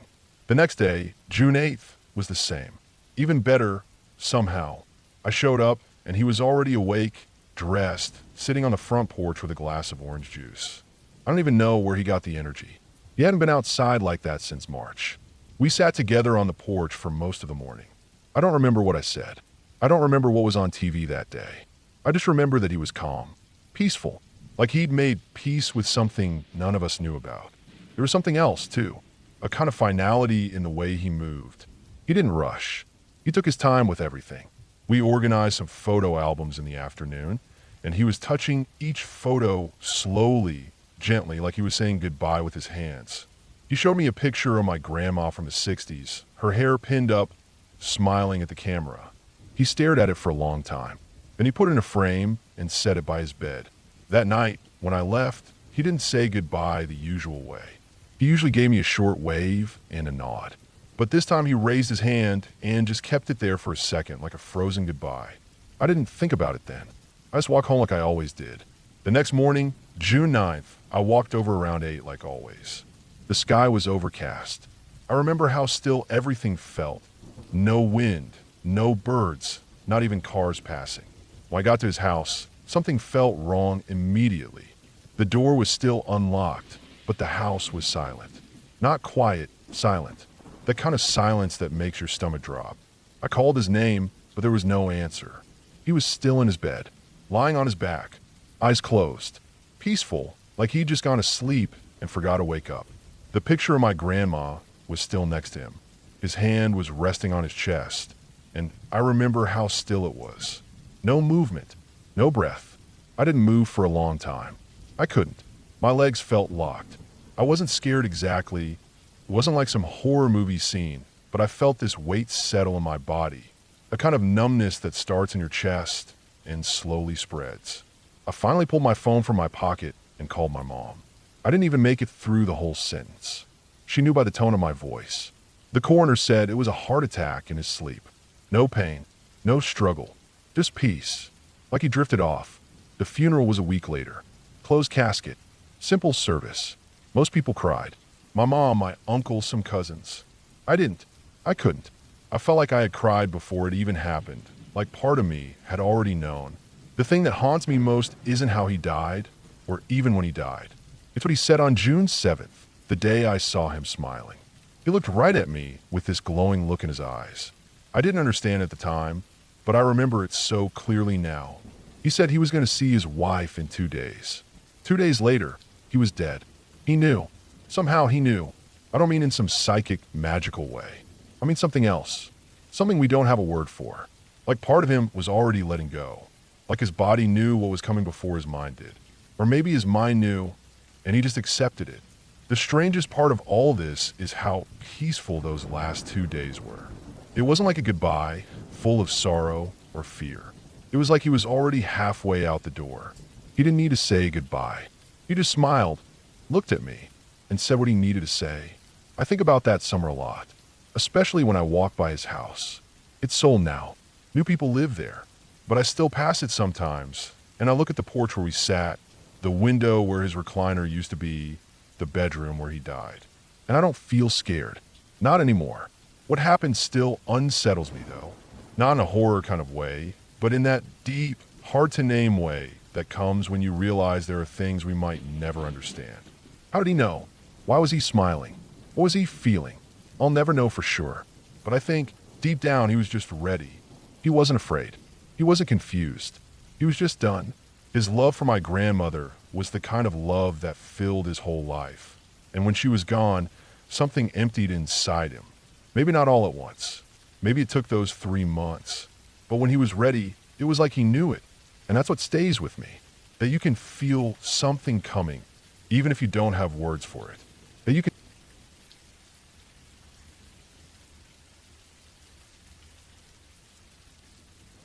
I don't really think about that day very often. But when I do, it still leaves me feeling unsettled in a way that's hard to explain. It's not like a memory that comes back with flashes of panic or fear. It's slower, heavier, like something you have to carry in the back of your mind every once in a while just to make sure it doesn't get lost. I was around 15 or 16 when it happened. I remember it was summer, but not in the obvious way where you think about fireworks or long afternoons by the pool. It was just summer because I wasn't in school and I'd been staying up too late playing games on my computer. I'd wake up around noon, eat something out of a box, and then scroll through the internet until it got dark. I didn't have a job yet. My parents were still trying to give me some space before pushing me into one of those grocery store summer jobs, and I was happy to be lazy for as long as they'd let me. My little sister was 3 or 4 years old at the time. She had just started walking into rooms without being carried. And her voice had taken on that kind of cartoonish tone kids get when they're learning how to put words together in full sentences. She was small, always barefoot, and always carrying some toy or blanket with her wherever she went. She wasn't a loud kid.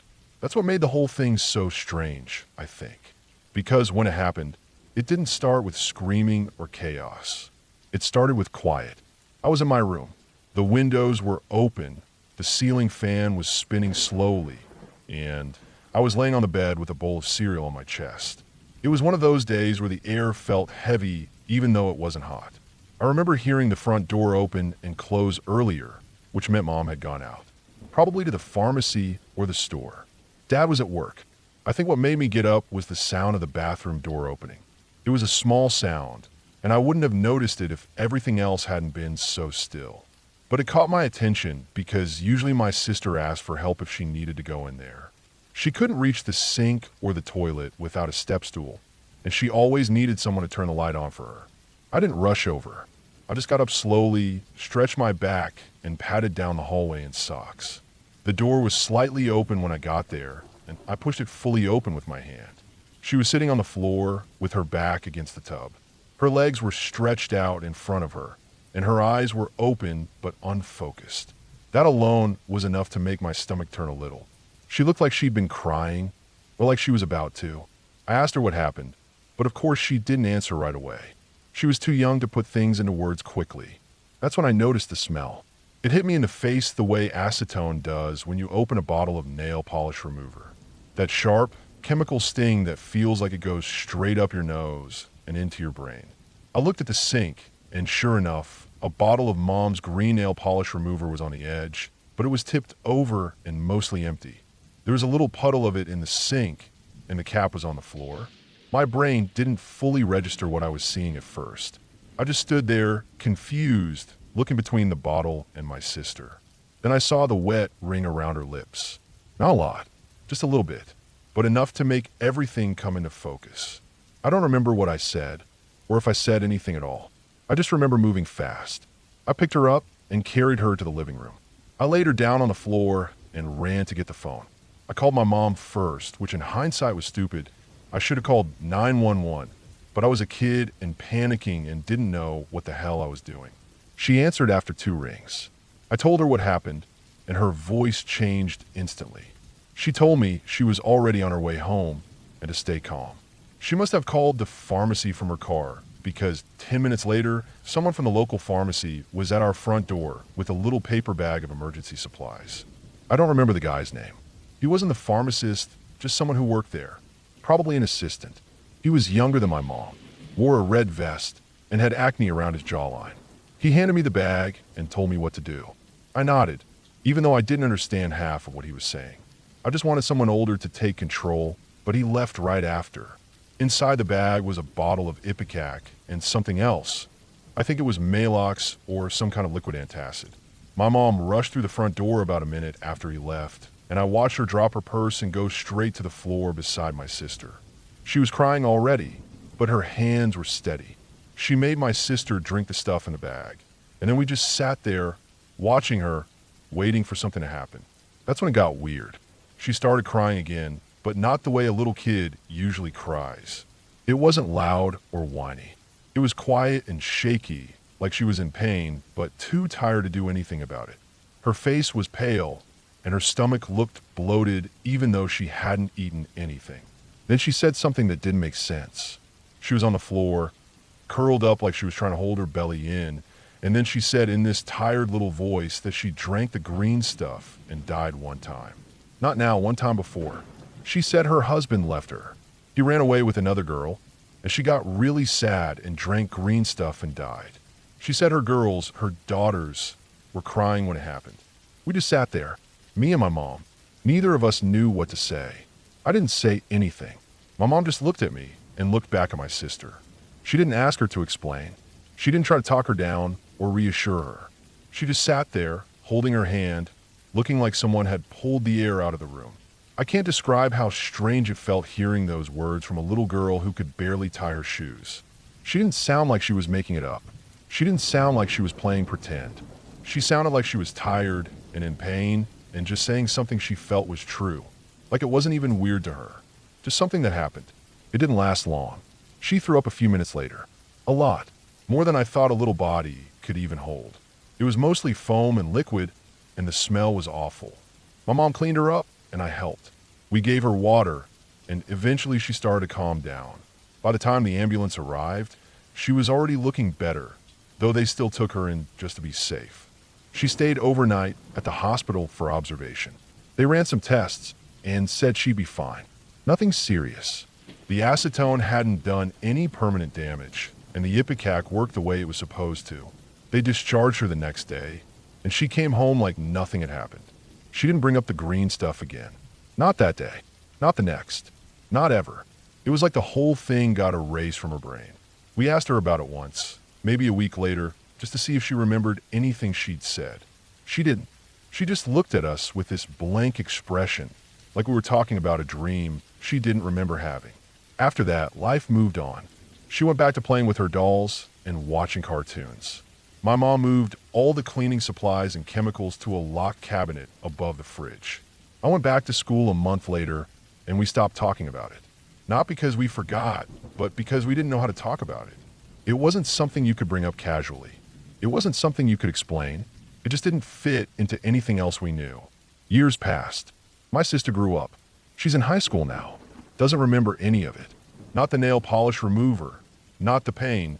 Not the words she said on the bathroom floor.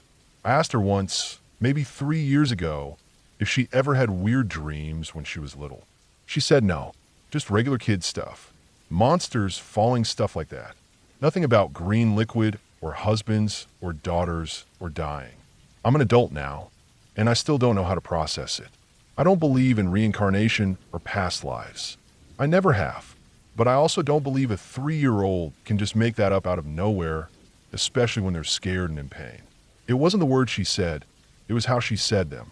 The exhaustion in her voice. The weight behind it. Like she wasn't guessing. Like she remembered. But maybe that's just the way I interpreted it. Maybe I was scared and looking for meaning in something that didn't have any. That happens when you're young and dealing with something you've never seen before. You try to make it fit into a shape your brain understands. I don't think she was possessed or haunted or anything stupid like that. I think her brain, under stress, pulled something strange from the air. A story, a feeling, a piece of something she couldn't explain. Maybe it was something she heard on TV or something my mom said on the phone without realizing she was listening. Maybe she absorbed it and it came out in a moment of confusion. Kids are sponges like that. They absorb everything, even things we don't think they're paying attention to. Still, I'll never forget it. I'll never forget the way she looked on the floor. The way she said those words like they were facts. The way my mom didn't even argue or try to correct her. Just held her hand and waited. That silence between us all. It's what stuck with me the most. Not the fear, not the cleanup, not even the hospital visit. Just the silence. The heaviness of it. The way the air felt after she spoke. Like the world paused for a second, not to be spooky or mysterious, but just because none of us knew what came next. Nothing happened after that. No strange dreams, no late-night voices, no shadows in corners or messages from the beyond. Nothing. Life just went back to normal. She recovered, we grew up, and the world kept turning. But sometimes when things are really quiet, I think about her lying on that tile floor, breathing shallow, eyes wide, telling us that she died once. And I wonder if she was right. Or if it was just one of those moments you never...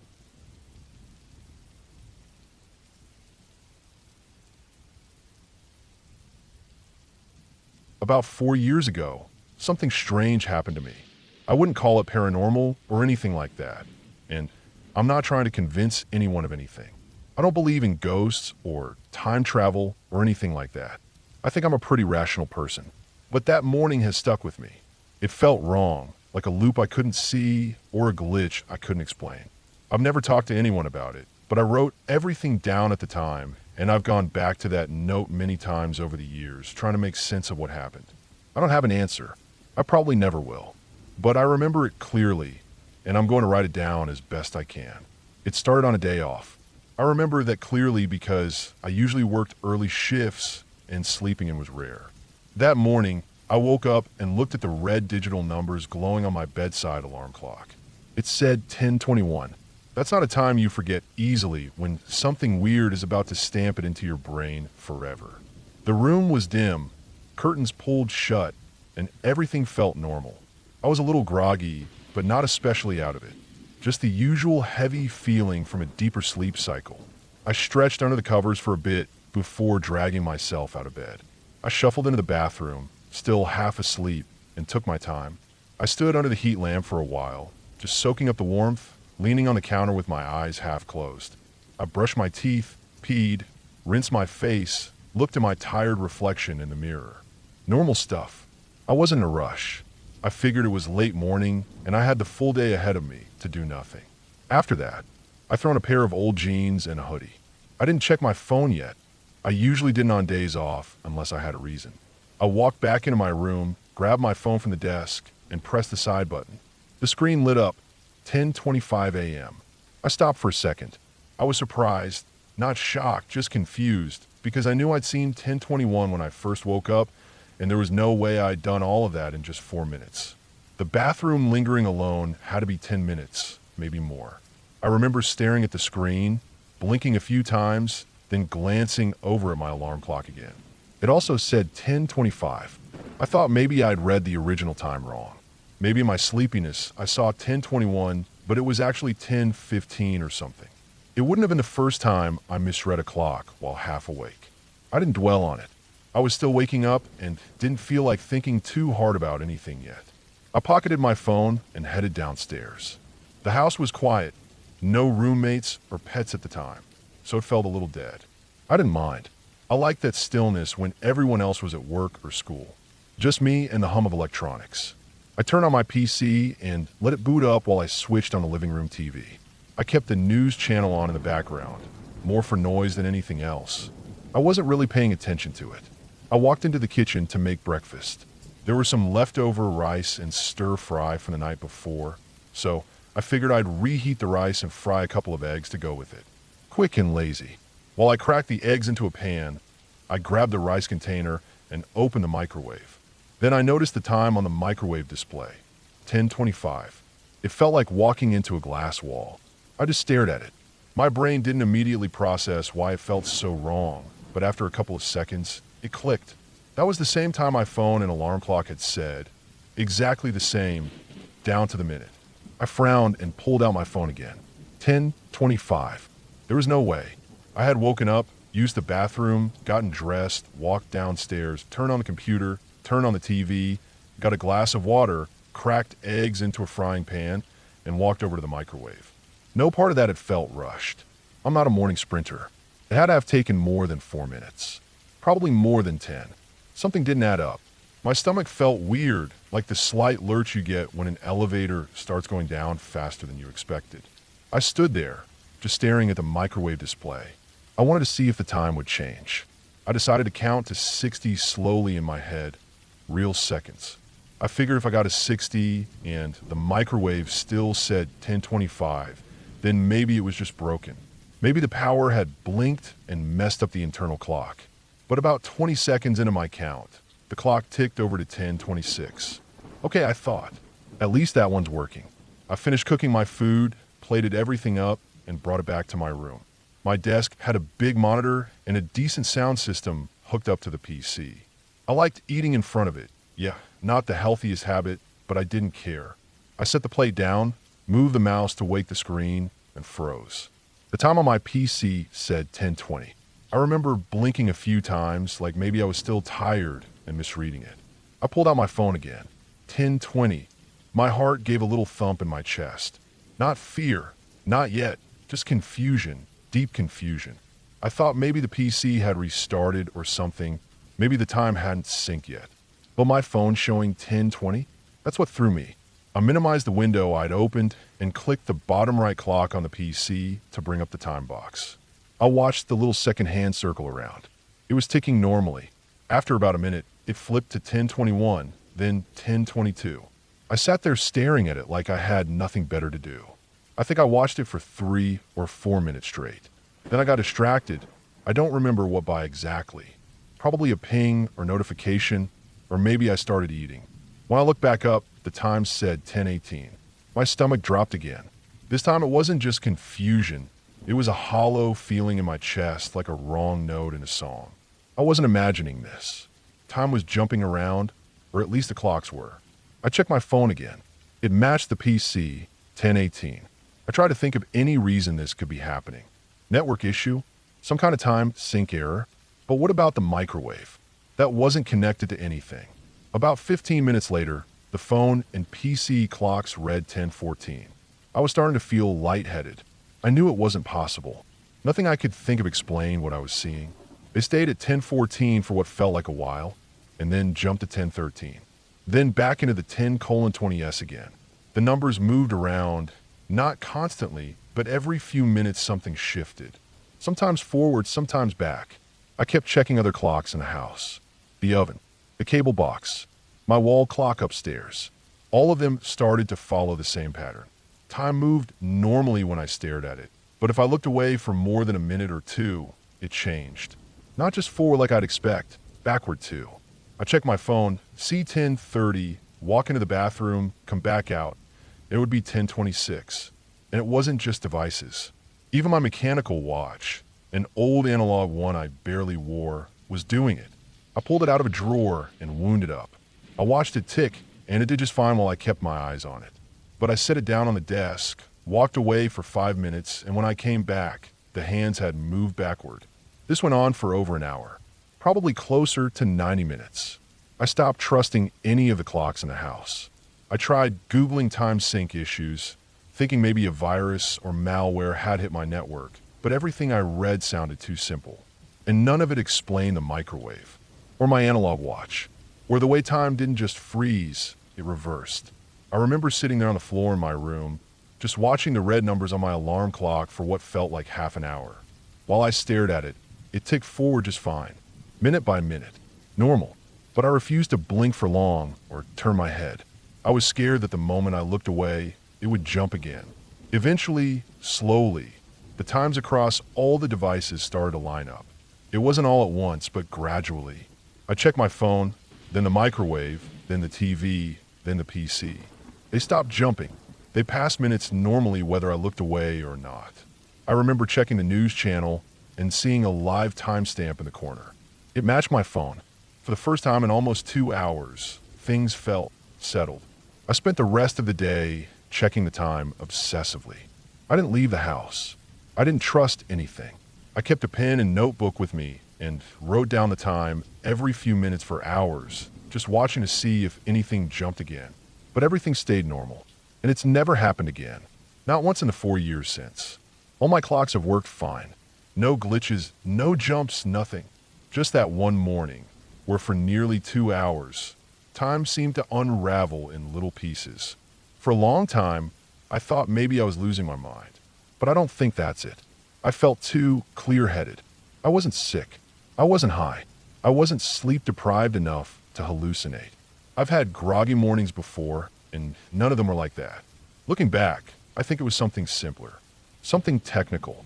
My best guess is that the Network Time Protocol, NTP, somehow broke down for a brief period across every sync device. Maybe my router messed up. Maybe the time servers my devices were pinging glitched. That would explain the phone, the PC, and anything connected to the internet. But it wouldn't explain the microwave or my mechanical watch. Those aren't connected to anything. So then I started thinking maybe it was me. Maybe I was perceiving time wrong. Maybe I had a small seizure or a neurological event and didn't realize it. Maybe my internal sense of time was the thing that broke.